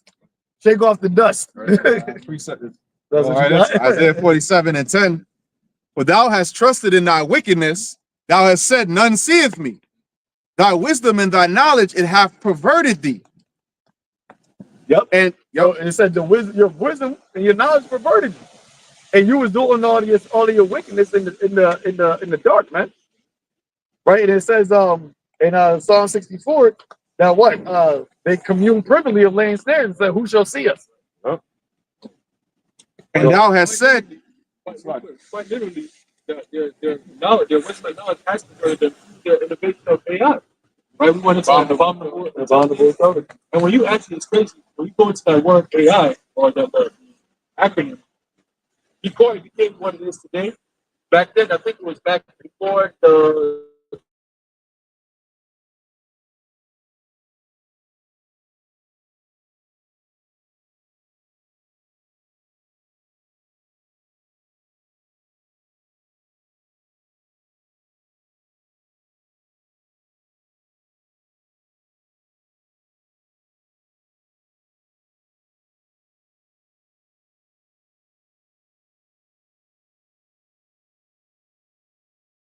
Here we go. it says artificial insemination. And that's what the serpent is trying to do. He's trying to sow his seed, all right, within the woman. Because when you look at who he's demonizing in the media, like the Zaquan said, their mainstream media, it's who? Blacks, they call it black and brown. That's so crazy, bro. You devils are so disrespectful. They call it black and brown people, man. What the fuck is that? Black and brown people? After all this shit we've been through. I love black people. Right. I love What black is that? What is that? beautiful black people. What is that? You see what I'm saying? But that artificial intelligence has become, it went from artificial insemination to artificial intelligence, which stands for AI. Now, their wisdom and knowledge has perverted them because they use them from that left-hand side. When you actually go into that word algorithm, which is algorithmic language, we're going into it, it literally goes into the word demon god or god demon, which is al-Ghul in the Muslim language. I forget exactly what language it is. The Arabic, I think. Arabic, yeah. Arabic. Right? In Arabic, it's called al-Ghul. A-L. Look at the root word of algorithm. Yeah. That's interesting because that villain on Batman, his name is Ra's al Ghul. Oh, also in MAGA, that's MAGA means basically a female enchanter, which is female witch. In America is the feminized version, the whore, the daughter of Babylon. So you pushing that MAGA spirit, you got all the what? It's enchanting. It's an enchantment. Lady Liberty, Calvin Lady Klein's Liberty, wife. the whole concept. What's that? I was lucky. I was talking about Captain Kirk's wife. The women. The thing.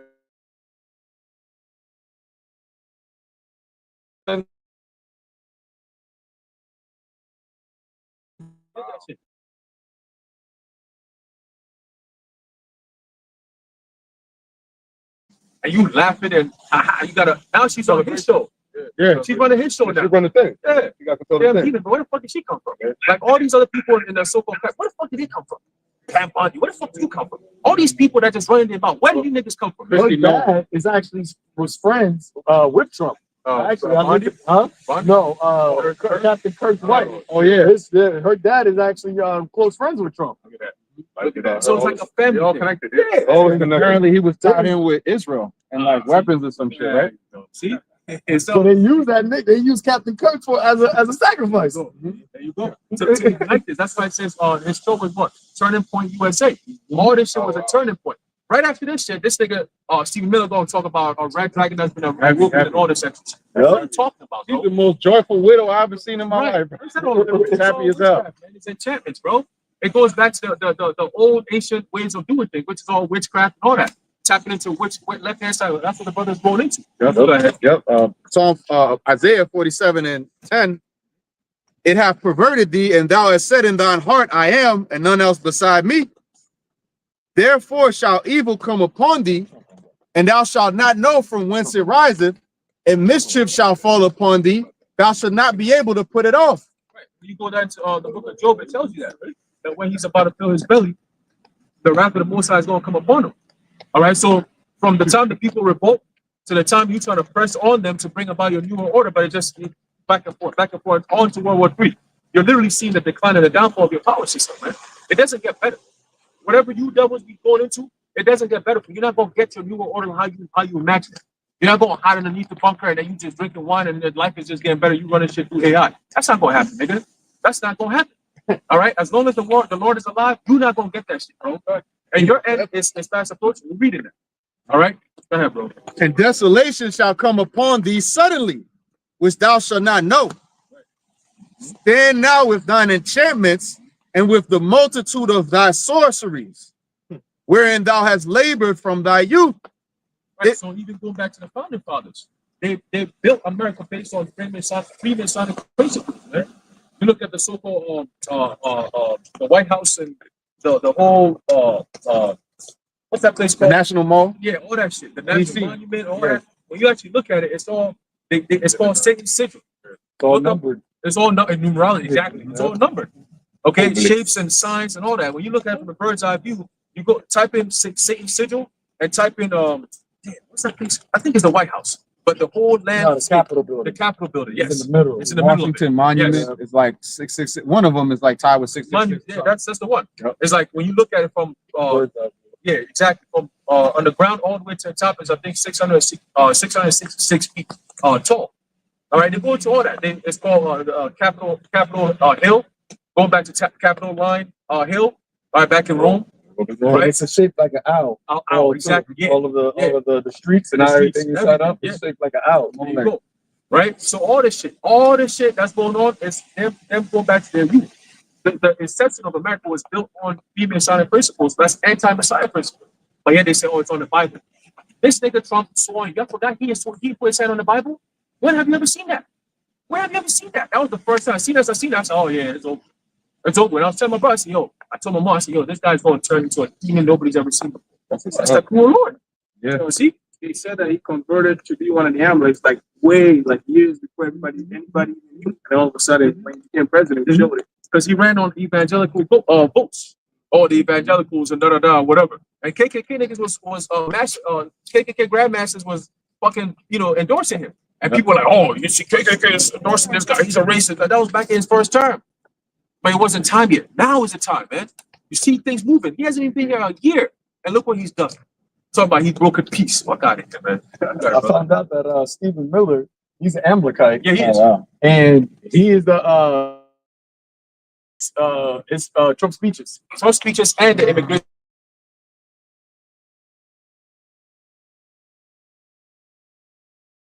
Connected was, remember his speech, he said that our lineage goes back to what? Greece and Rome. But you're Amalekite. Right. The Romans oppressing the Jews. So that right there, you just showed your hand. I thought you were Jacob. Yeah. How can you be the Greeks, the Romans, and Israel? Exactly. The Last Samurai. Word. 'Cause what if Pontius Pilate said these are things of the Israelite matter? Yep. Yeah, back in Isaiah 47 and 12, stand now with thine enchantments and with the multitude of thy sorceries wherein thou hast labored from thy youth. You see, that's why the scripture says that your own tongue is going to fall upon you. You telling too many lies, and that shit is you getting caught up in it. That's what they say about lies. That you end up having to tell too many that you can't keep up with it. People with one lie, you gotta keep Yeah, telling them. you gotta remember all your other lies and how they all connect. And now that's why you're in a fucked up situation because you just saying things, brother. You can fix it like him.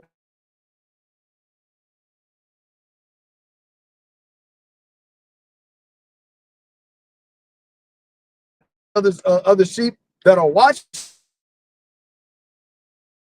that don't line up. And now, not only are we seeing it, now we're exposing it. That's why it says that in the end, the wicked shall be revealed, whom the Lord shall consume with the spirit of his mouth. How are we doing that? How's the Lord doing that? Through us using what? The Holy Spirit. The Rakah Kodash, the Holy Spirit. You see, that's why and it said what the Holy Spirit is the spirit of truth. This is all you need. All you need is the truth. And the truth is destroying your whole shit, man. It's literally destroying your whole entire program. That's why it's called a web of lies. Yep. Says Portland Antifa declares war on U.S. military, calls for mass laser attack on helicopters. October 11th. So that's the date. Yeah, they basically calling. They said it says here independent journalist Andy NGO. NGO? Yo, I don't know if y'all seen the video, Nah. but I did a video because a person left the round table. It's like because he's Asian, I think. Yeah, no, yeah. Huh? And go no, Yeah, whatever. but the person remember they did the round table with those independent journalists. He just did that. Trump just did a roundtable with the independent journalists a couple days ago. So none of those people that were there are actually connected to actual mainstream media, right? So they're all like independent journalists, and a lot of them were going basically undercover into Antifa. They were basically following them, like basically doing their own thing, trying to document what's going on with Antifa. So all of them, they were basically Like in there. Civil War. Huh? Like in Civil War. Yeah, yep. So all of them basically, so like all of them was basically saying how like, yo, we're so glad that you're doing this because we've seen the evils of Antifa and how like, you know, how it's very detrimental to society, X, Y, and Z. He was there. That dude was there.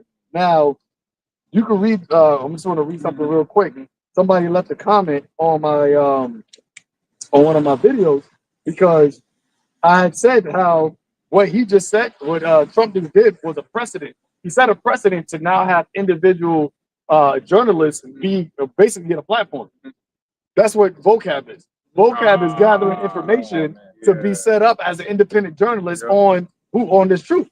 So when Trump now basically is using Antifa as the basically the door to start targeting ideologies that they deem that is against the truth. I mean, not against the truth, against them. They want to lump this right in with it. And they're gonna have independent journalists that are like got information that has been tracking and following the Hebrew Israelites. You know, these people are also a danger. You know, they're out on the streets. The things that have you ever heard the things that they actually talk about? It's very anti-S, it's very anti-American, it's very anti-radical, it's extreme. They already labeled us that. Oh, they gonna go to the IDL, they're gonna go to the Southern Poverty Law Center, they're gonna go all of these things. Like, well, you know what? Well, we gotta take care of them too.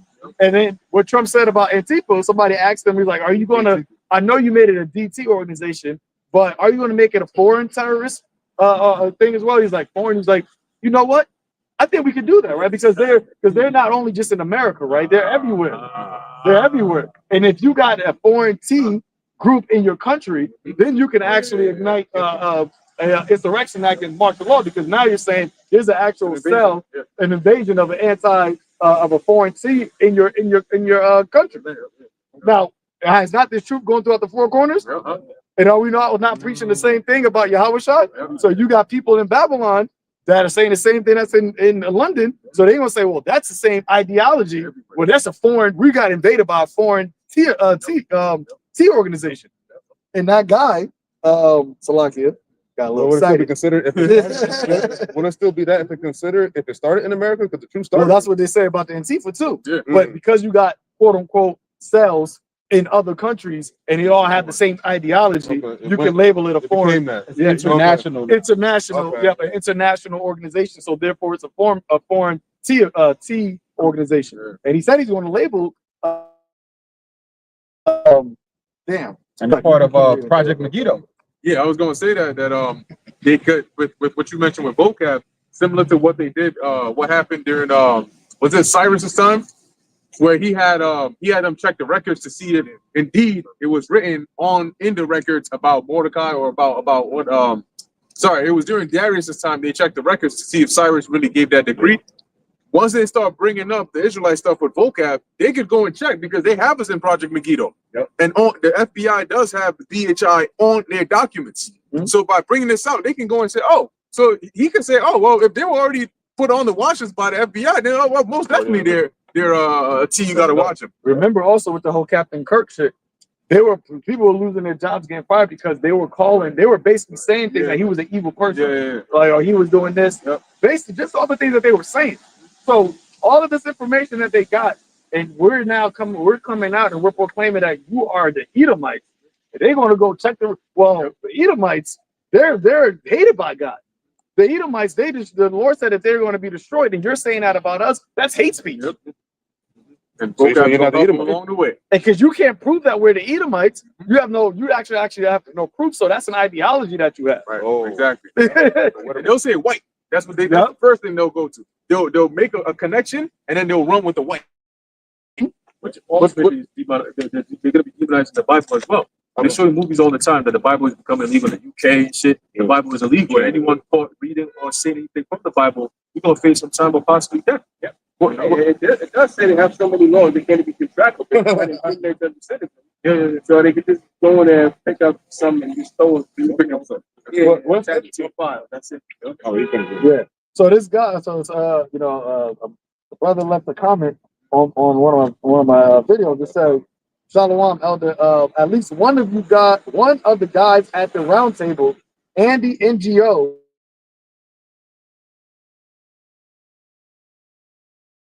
knows about the Israelites and has posted about them multiple times, including a post in the aftermath of the 2019 Jersey shooting, where he talked about the person personally meeting the Israelites in Seattle. In that post, he also accused the Israelites of being, quote, aggressive, i.e., violent.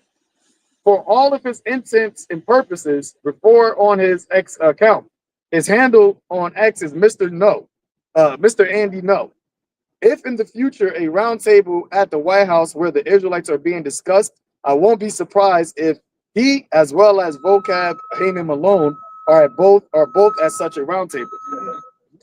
Oh, makes sense. That's the conspiring. That's the conspiring. I was gonna say but hold up. If you saying that we'll be an age group, right? If we're an age group, all we're talking about is first off truth, and we're talking about what you did to prove your hate towards us. How you brought us over here. Forget saying you Esau, did not the so-called white man bring the so-called black people over in slavery? But that's why he's talking about the whole thing with the Smithsonian. You focusing too much on the negative about what happened. There's also some positive. There's actually discourses on mainstream media where they have that, where you have people saying, well, what do they call it? The white fragility, or I forgot what that shit's called, where it's basically white guilt. Yeah. They're basically trying to explain away. They're trying to explain away basically white people shouldn't feel guilty about their past because there was also benefits of what happened to what we did. But then, but the truth always shall prevail. Because the next case, we could flip that again. But that's the thing. But we could flip that to the small heads. Then why the fuck is y'all talking so much about what they went through or supposedly went through? We didn't do that. Hold up. Because you saying that just made me think about then you can flip that always to M like in the small heads. You say, well, anti-S. Yeah, no, that's what I'm saying. But that's all hypocrisy of Esau. Right. You saying that, we don't want to focus too much on what you did on this soil. This is what you did on this soil, not nobody else soil, not millions of years ago. This was a couple hundred years ago, what your ancestors did to our ancestors on this soil. That's what we're talking about. Talk about that first, and then we can talk about the other stuff. If you don't want to talk about that, you trying to wave out the history, but then that goes to show that you a devil. And that's why the Lord is bringing your kingdom. That's why he's bringing America down. And there's a pot calling the kettle black. Yeah, he did. I remember in school they used to talk a lot about the German propaganda to try to hide the Holocaust, And they used to talk about it. Wicked, always trying to hide what they did to Amalek and this, that. You guys are doing the same thing. Yeah. He's doing the same thing. Yeah, but he says he's a hypocrite, And if we're saying he's an Edomite, you gotta see what the Edomite does. So that when we say he has to be yeah. Are not my brother's keeper? I got a little more on that. So, the Antifa war declaration joint. It says here the radical Antifa militants infesting Portland have issued a great. That's crazy. Well, the verbiage they use is purposeful. Yo, hell yeah. So it's called dehumanization, right? We make you seem like an animal. He's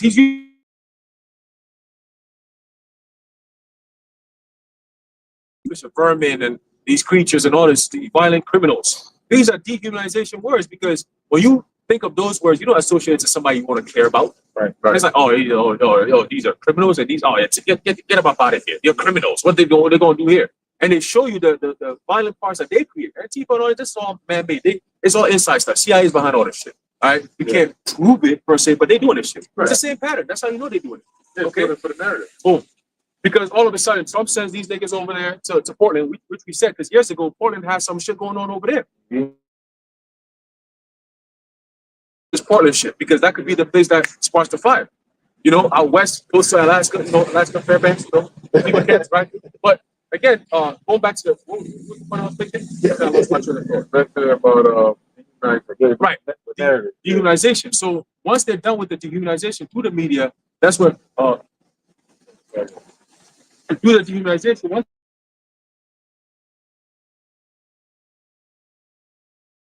These people are the labels, that those crazy labels, anti this and this and that. That's how they're gonna come after. But Trump is setting the precedent for that. You're gonna start seeing them arresting mayors, governors, all that shit to set the tone for how they're gonna be coming after the people. It's not gonna be just random people. It says, the city shall be troubled and men shall be afraid. The cities is talking about you take cities, man. Because Trump said it. He said, we're gonna come after you democratic cities. That's where you takes are at. The blue states. So Oh, my bad, bro. And when you think about if they're going to dehumanize these people right now, and we already know who they really want to come after, how bad do you think they're going to really dehumanize us when it comes to them being looked at and being justifiable to actually rounding us up? Because when you hear about what we actually speak, like from an outside person looking in, what we're saying does sound crazy. Right. Like it sounds like, yo, these people are like people say, like, have you ever heard some of the things that they said? Like nobody talks about a destruction of a whole entire country, like how we're talking about it. Nobody talks about, oh, the scriptures say that hey, you're going into captivity. We're talking about things that it would sound like to them as we read, that's death, that's doom and death.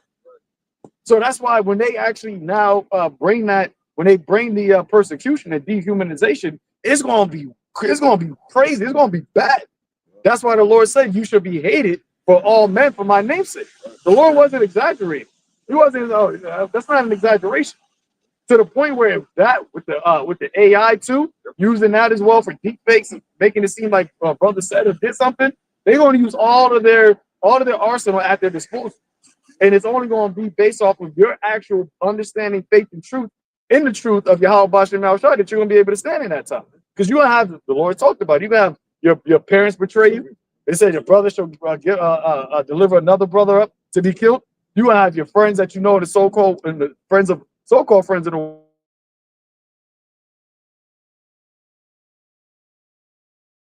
You know what? I kind of see.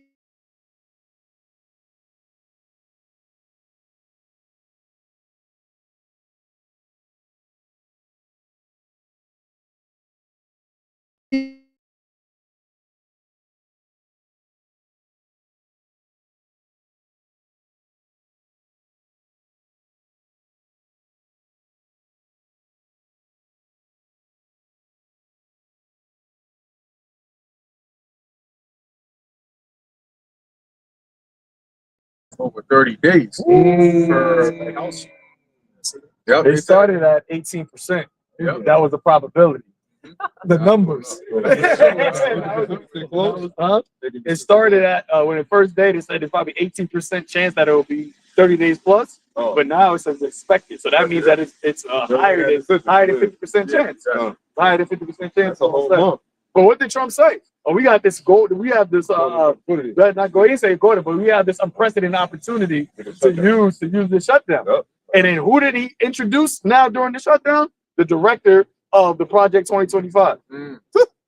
Look, line and sinker. Now he's using that. But remember, in his campaign, he said he didn't know nothing about 2025. I showed you the other day.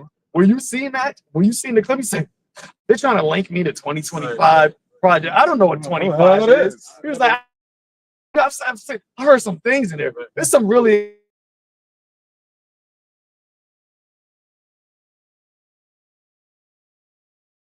put on the right side. But that's a person that you now got in control of all these programs that you about to shut down. He said there's some extreme taste in there. There's some extreme. It's going, and he said in the video yesterday, he said, it's going to be shut down.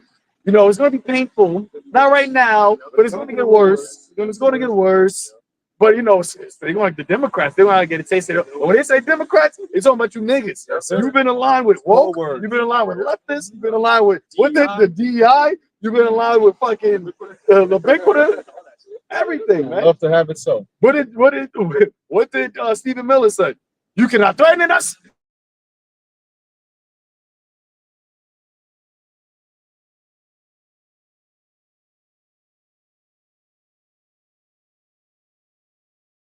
Answer for the righteous.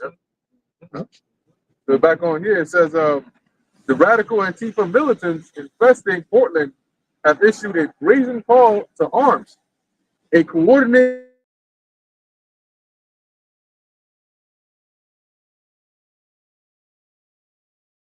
patrolling the skies over the city's immigration and customs enforcement facility.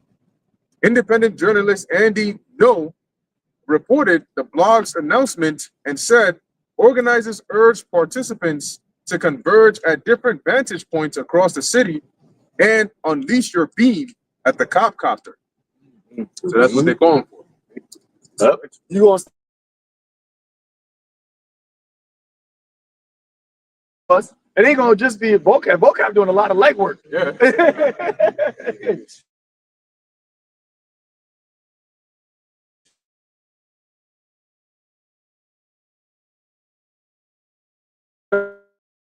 Who you with? I'm an independent journalist. I don't know about you.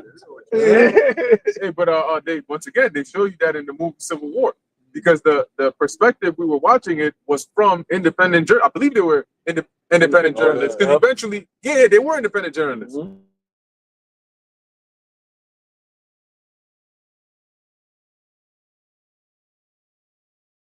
Popping up in there. You had the Civil War going up in there. So it's against the president.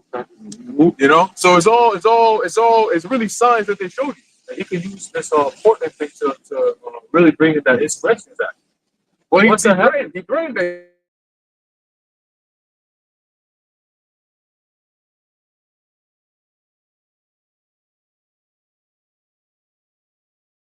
Oh, is it right? Yeah, okay, so we'll do it. And then boom, next thing you know, yo, they said alligator Alcatraz. I thought this nigga was playing. I said, what kind of nigga is this?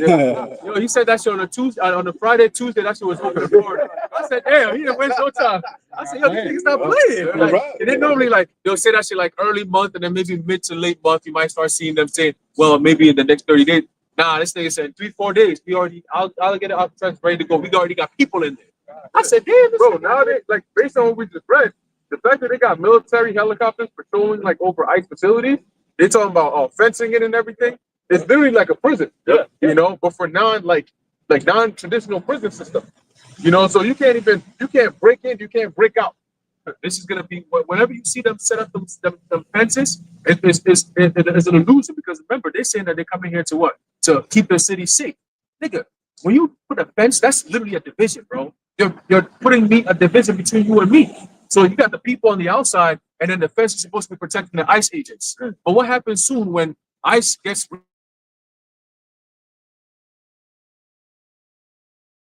right, and they start coming around in your cities? Now the tables turn, because they're leaving them fenced areas to come into your neighborhoods, and you gonna end up in the fenced areas. All right, so that's why they're building all this shit. They said Walmart was closing a whole bunch of stores.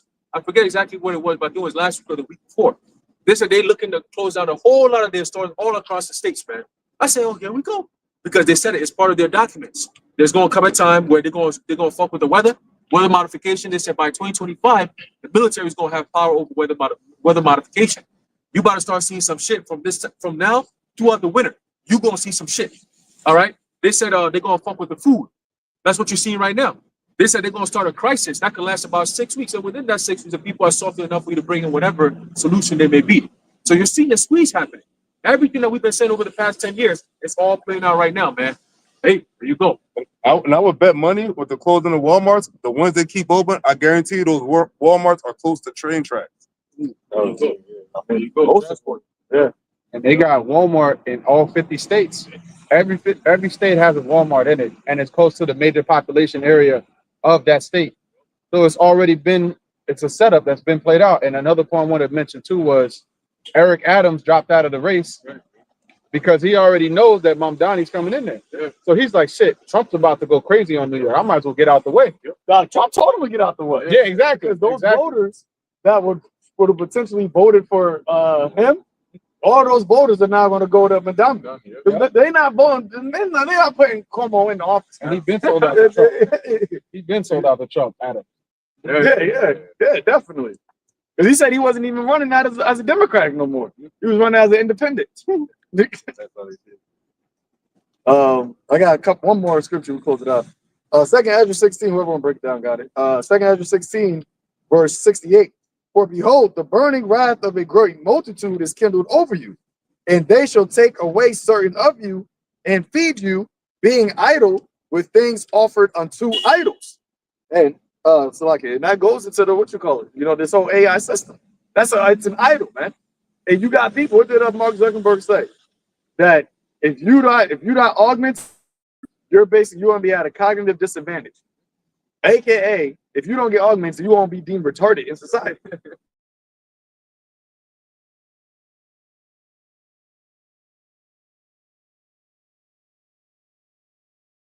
But that society's going to get so upgraded based on the technology, look at that as a retard. That's why, eventually, because you have Schwab was saying that transparency, right? Transparency. Oh, is gonna yeah. be a big thing. Like, if you live in a society where you're not trying to be transparent, there's going to be a problem. So it's going to go, at first it's going to start with the bullshit of, oh, you're retarded, look at you, not even augmented, Everyone is doing it. But again, society gets to a certain level where if you're in that society and you're not up to that level, you're deemed a T. When you watch 1984, that's the premise behind it. Oh, you're not compliant? If you're not in compliance, I don't care if you're an old man sitting in a house somewhere, you're not bothering nobody. You're just not compliant with our system. You are a problem for us. We're gonna come after you. And then make sure that you comply. If you don't comply, we eliminate you. That's it.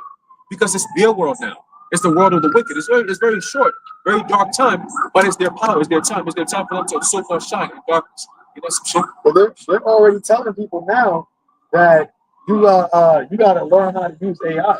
You know, Jobs. AI, jobs. AI is becoming it's like how when the computer first came out. Those that got down with using a computer, you thrived in life, and like you got better in life. If you didn't have a smartphone, you didn't have a smartphone, you were like, damn, you behind the time. So that's why, right? Yep, that's why with the AI, that's that idol that they're telling people that you got to be able to use this. You got to be able to know how to have this function. But then it's going to get to the point where you're not using it, it's using you. Like y'all now, you get merged with it. And if you don't merge with it, then you're not going to be able to do anything in society. I saw a video of it's an old video of when the laptop first came out, and you had people calling the call centers all the time, and basically there was a technician who was showing this lady who wanted to buy one how to use it, and it was something very basic. He was trying to show her how to either plug in the charger or turn it on or just function on it, shit that even your grandma could do today on the computer. Which button do I press to turn it on? And which button does this what? And these are all basic things. But I was looking at how it was foreign to them because it had just come out. But now look at how common it is. Like if somebody cannot turn on a laptop today, you know that they're either really, really, really, really, really old or they're blind. Yeah. So imagine how normal it is to use a computer, to use a laptop, to use a smartphone today, being AI. You know, to where now everybody, and they're gonna make it more and more integrated into your life to where your jacket might have AI in it. You know what I'm saying? Like your clothes might have AI in it. Yeah. You know? Yeah, AI in your clothes, AI in everything, to where you get accustomed to using it. All you gotta do is just talk to it. You know? Yep, they show you that in the movies. You wake up. Yeah. They show you that in the movies where if you're in a futuristic movie, you'll wake up. Hey, Marie. Hey, Tommy. Talks to you. Oh yeah, here I got your coffee already made. You know, what's the weather out today? This, and that. You should probably wear this. It's like they call it a AI agent. Yeah. Where it's basically doing things for you, so you don't got to think about those things to do anymore. Yep. So that's why they say people are going to be more productive. But they said people are also going to be. It's funny because they said that people are going to be in their image of a utopia world. What AI is going to do is take away so many of the stresses that people can only think about positive things in life. You only have the positive things is based on, once again, it's based off of Esau's mindset. So no more stresses, so everybody can love everybody. Yeah. That's their mindset. Everybody can love everybody. There's no man, there's no woman. It's just love. It's just the feeling of just feeling good. Lawless. It's the lawless. It's lawless. Meanwhile, they're creating AI technology right now, like sex robots. They say, people are lonely and they need companionship. So now you got men. They say in Germany they got a robot sex brothel. Yeah. They go in there, man, bro. And then they go home. And then the women are getting mad now.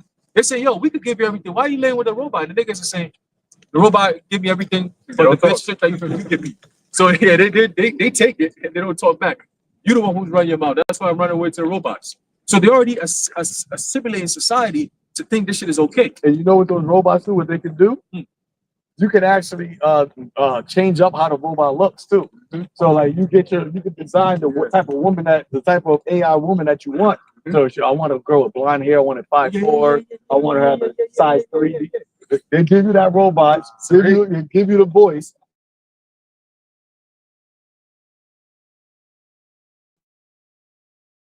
Kingdom. Yeah, That's because in the kingdom we're gonna be able to change up, get all the women that we want to I like it.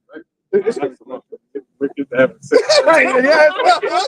You start up with it's wicked and ends as wicked and it's wicked. Oh, let me put the camera on the brother. Action question there. Anybody wondering that? That was it. That is it. If you don't know that's wicked, you wicked. But you know, they're normalizing this shit. They saying that AI is messing with the children, not using it. Nowadays, kids, it's like they're born into this shit. You know what I'm saying? I say when we were growing up, we didn't have cell phones. Yeah, the landline. Yeah, you know what I'm saying? But now the kids, like when they're born, like for them to shut the fuck up, the parents put a freaking iPad in there. So it's like AI is already, and they're at a certain age where they can't even, their brain is not fully developed to be seeing the things that they're seeing. And a lot of these shows that they're pushing for the children to watch because your parents are so busy, it's all witchcraft, man. Coco Melon. Yep. Coco Melon, all that shit. It's all Now they're pushing the TG stuff. A lot of people are boycotting Netflix. Yeah. They're targeting the children, bro, and they're using witchcraft. I'm telling you, I went to this home one time. This was last year or early this year in the wintertime. And I'm working, I'm doing my thing, looking for wives, all that. And there's a kid sitting there in their couch. Their mother's upstairs, and the kid is listening to this, watching this show. There's a cartoon or whatever. And all you hear is this guy, and I'm just like these anime shit. And I'm like, I'm listening to this shit. And he says, and the power of saying this. I'm like, whoa. Yeah. And the kid is listening, like he's watching, like it's just a cartoon to him. And then he's like, and the black Kabbalah. And I'm like, do you know what this goes back to? I'm here. I'm like, yo, they're putting this in the shows for kids to watch. Yeah. I think I did a video on it after. I was so heated. I'm like, yo, if it was my kid, boy, look at kid. You see? But they don't have that structure at home. You live with your mom, she's busy. You know, they say that you know, you're gonna have less time at work and more time to spend with your family and friends. Nigga, bro, 32 hours a week is not enough for you to go take care of your family. You're gonna be stressing about work and money. The UBI's gonna come in. So they trick people to say, oh, no more 40-hour weeks. I think you were saying something about your job, right? Yeah. Well, you actually 32 hours, then you gotta go find 8 hours, something like that. You gotta go to the state. See? So that's the system they want to set up. So no more. They say, oh, no more tax on no more taxes on overtime. Ain't nobody making overtime to be getting the tax thing. Right. That should have been something you should have done 10, 20 years ago. Yep. Not right now. So they do. Yeah. So people fell for this shit. They, oh yeah, Trump, no tax on tips. You're not working in no place to be getting tips to be not taxed on anyway. People don't be tipping like that. To go. Shit. Yo, you know, tax. I ain't tipping no to go. So now you know what they do? They put it automatic. When you about to use your card, they have it right there. Yep. 18%. I said no tip. You serving me? I'm already paying for this shit. You all you have to do is just package it for me. I could have jumped over the counter and done it myself. Shit, I see the prices. People getting mad now with not getting no tip. No tip, yeah. Like even like Uber drivers, they're like, yo, you ain't tip me. You ain't tip me. Yeah. Like, that's not up me. You better go get on the Uber. Yeah, the whole spirit of gratitude. That's another strain on the economy. Las Vegas ain't no what's that word? People that come and visit. What's that shit called? Tourists. Yeah, ain't no tourists in Las Vegas, man. Then people who work in the restaurant business, they going out of business, right? So you can't work to make 40 hours a week when your bills is like $2,000 a month, and you working 3 jobs a day just to make ends meet, and you still not making ends meet, right? And then it hits you on your health insurance and this insurance and that insurance, and you paying all this every month. But when it's time for you to use it, they give you that pull nickel and dime your shit. Oh my God, insurance can't even cover this shit. Why the fuck am I paying for insurance anyway? Right. It's all a fucking joke, man. And this is what these people are finally realizing now. When they get to a point where they're like, "Yo, enough is enough." Trump says, "No, I got the troops ready for you." Enough is enough for what? We're now about to start the games, man. The Lord says, "What? The cruel Lord," right? So it's now about to begin. The Lord said, what, the beginning of sorrows. All this is part of it, man. We told you this was gonna happen. So hey, ain't no, oh, we didn't know. Now you know. You went for it. You voted for this shit. All right, you still going down. No tax on tips. Fuck out of here. Shit.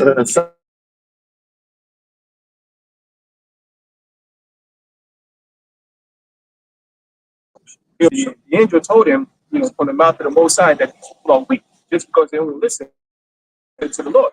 You know, and seeing how the brothers explain it, it sounds like, yo, this society is actually making the unbelievers weak, and it's making them subject to Esau's cruelty. Whereas those that believe in Yahweh Shai, the Lord is eventually going to deliver them and make them strong. And what is yeah. It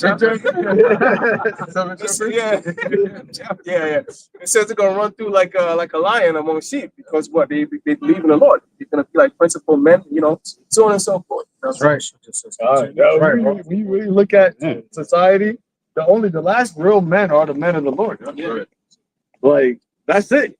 That's the last real. You have fucking Pete Hegseth, your motherfucking Department of War chief, and you're gonna go over here kidding it. Yo, that's quick at a football Yeah, at a football game. You know, help it.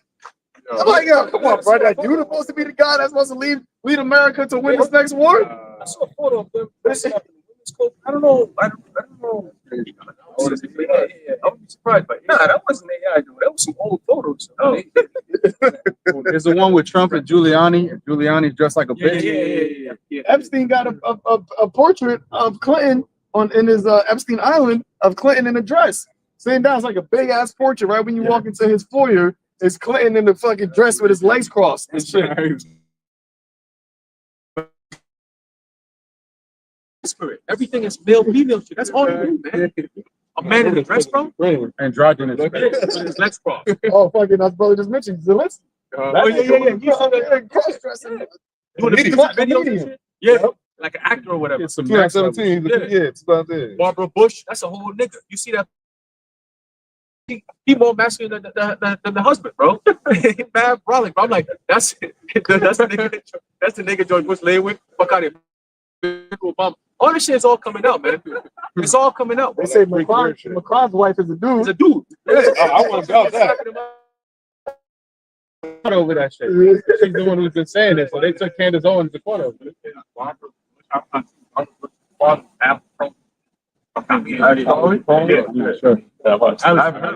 know about that, man. It could be, but they all part of the same satanic bloodline. Meanwhile, Americans are brain rotted, bed rotting. You right for the MOTB. Just correct me up. Shit. Right there. I'm good. They're gonna be ready for it. They're gonna dive into that pool of wickedness, man. Oh, you said second. Second Ezra 16, verse 69. And they that consent unto them shall be had in derision and in reproach and trodden underfoot. Right? Those are all the people that are the weak men that we was talking about. All the ones that don't have a backbone, and really the backbone is in your rock, which your stability in. That's why we can stand strong, because our foundation is on Yahweh Ba'ashem Yahweh Shai. Right. My foot shall not be moved. These people's their foundation is they got slaves. You fucking with Esau, you're gonna end up in a bad position. So when things start to crumble, when things start to shake, you're gonna be scared as hell. It says, for there shall be in every place and in the next cities a great insurrection upon those that fear the Lord.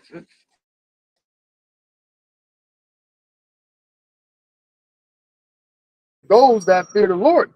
And just so you're already starting to see that right now. This whole thing with these National Guard troops, that's the beginning of these madmen. Because when you see how they come in, even though it's not a lot of people. No.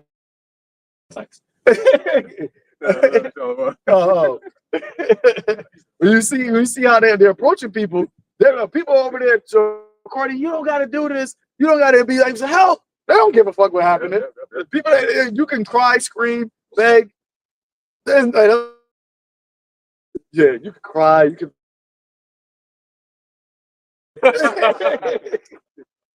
But it's going. This is the only way.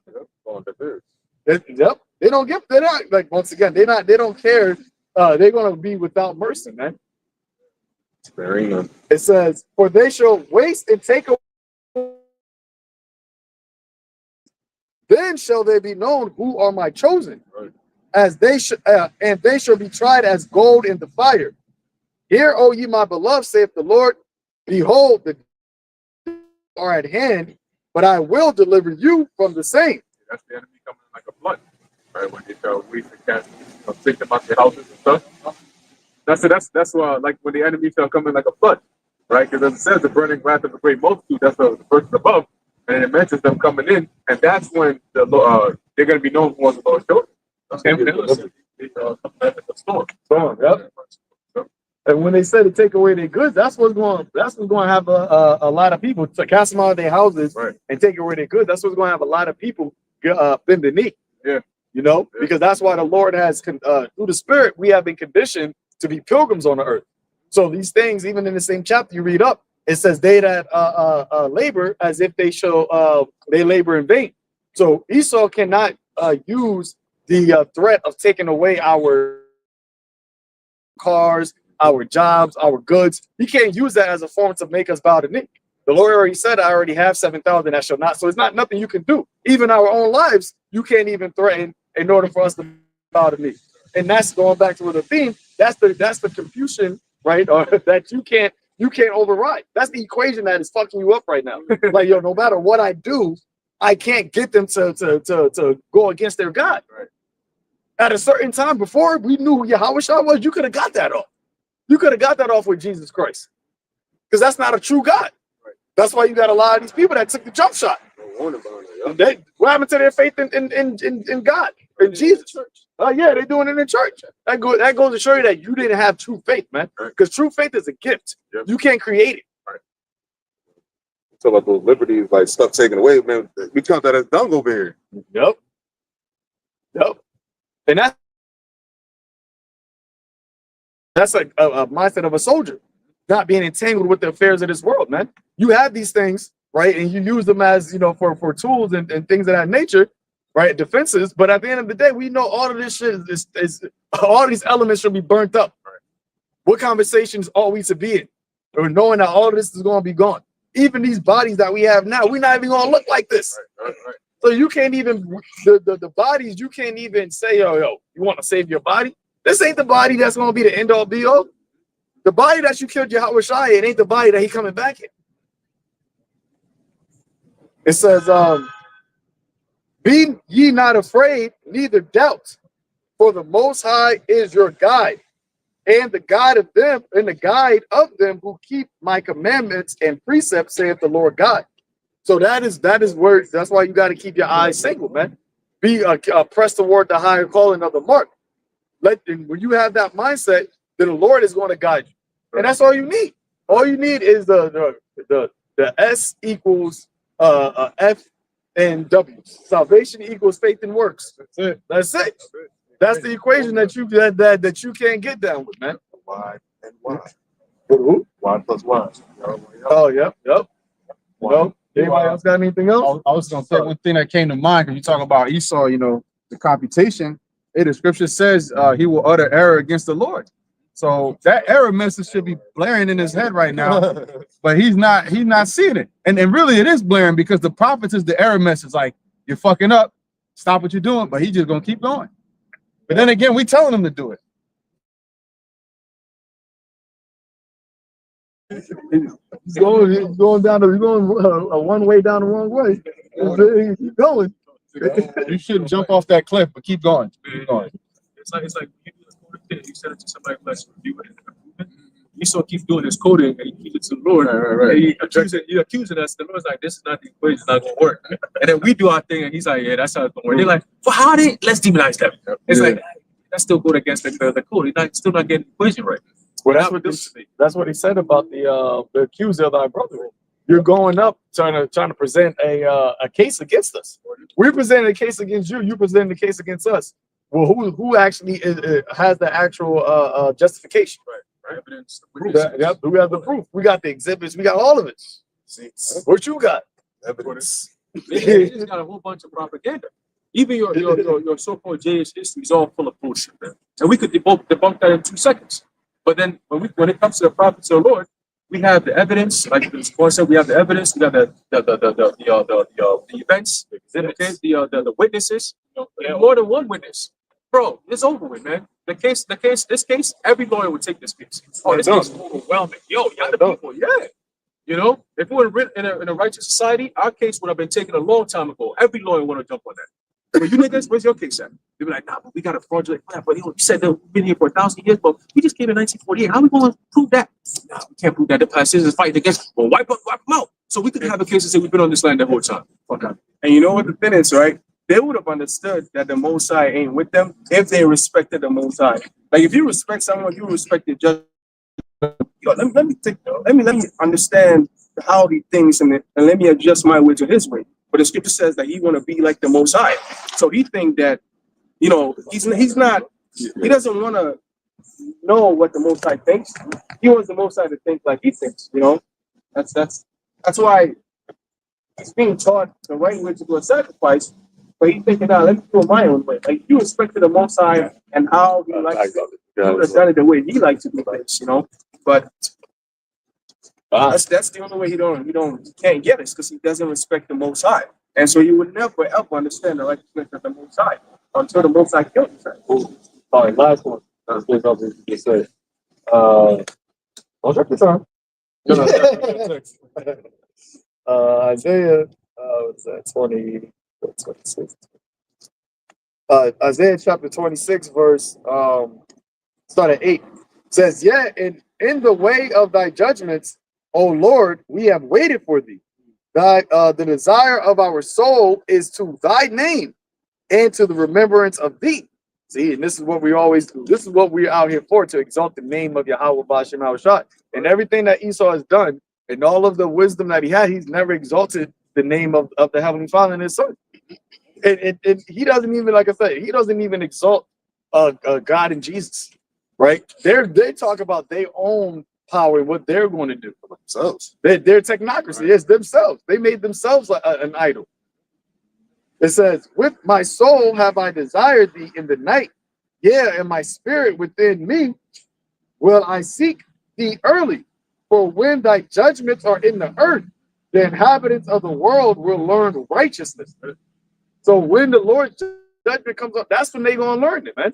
That's when that whole error and the computer, at the end of the day, Esau going to know. You're going to know that you fucked up. You're a fucking demon. And you're going to have to admit it. You're going to have to admit it. Like, yo, I'm wicked. That's because your job was the whole time you just came into power because you wanted to challenge the Most High by changing the purpose of man on earth. You can't do that, bro. And eventually reality just kind of checks everything. And we're at the time where your reality is about to check everything. All right. You cannot outdo the Heavenly Father. You can't change the purpose of man. He created man for a purpose. That's how it's always going to be. Unfortunately for you, right, you weren't able to hold it down, right? Mismanage the earth and so on and so forth. So now the Lord's going to put in one that's better than you. As he told Saul, pertaining to David, we're going to be pretty much in David's stead. All right, we're going to take the kingdom from Saul, and the Lord's going to put David as going to be an everlasting one. That's the end of it for you, devils. Yep. You know, him trying to change nature, I believe when he tries to fix the environment, it just ends up making shit worse. Like when there was he was trying to save, but let's say he wants to save deers, right? But what he does is he makes a lot of tigers around, but then he finds out that he gets less deer. I mean, no, when there's less deers and he wants to kill all the tigers to make sure the deer population comes back up. So when he gets rid of the tigers, the deer population actually decreases, right? Because it's got too much and overgrazed and everything out. But if you trust the balance of the Lord, it would have balanced itself out. But he wants to do all these things. When he cuts down all the lumber, he got so greedy. He's like, damn, this is just like a scar on the earth. Let me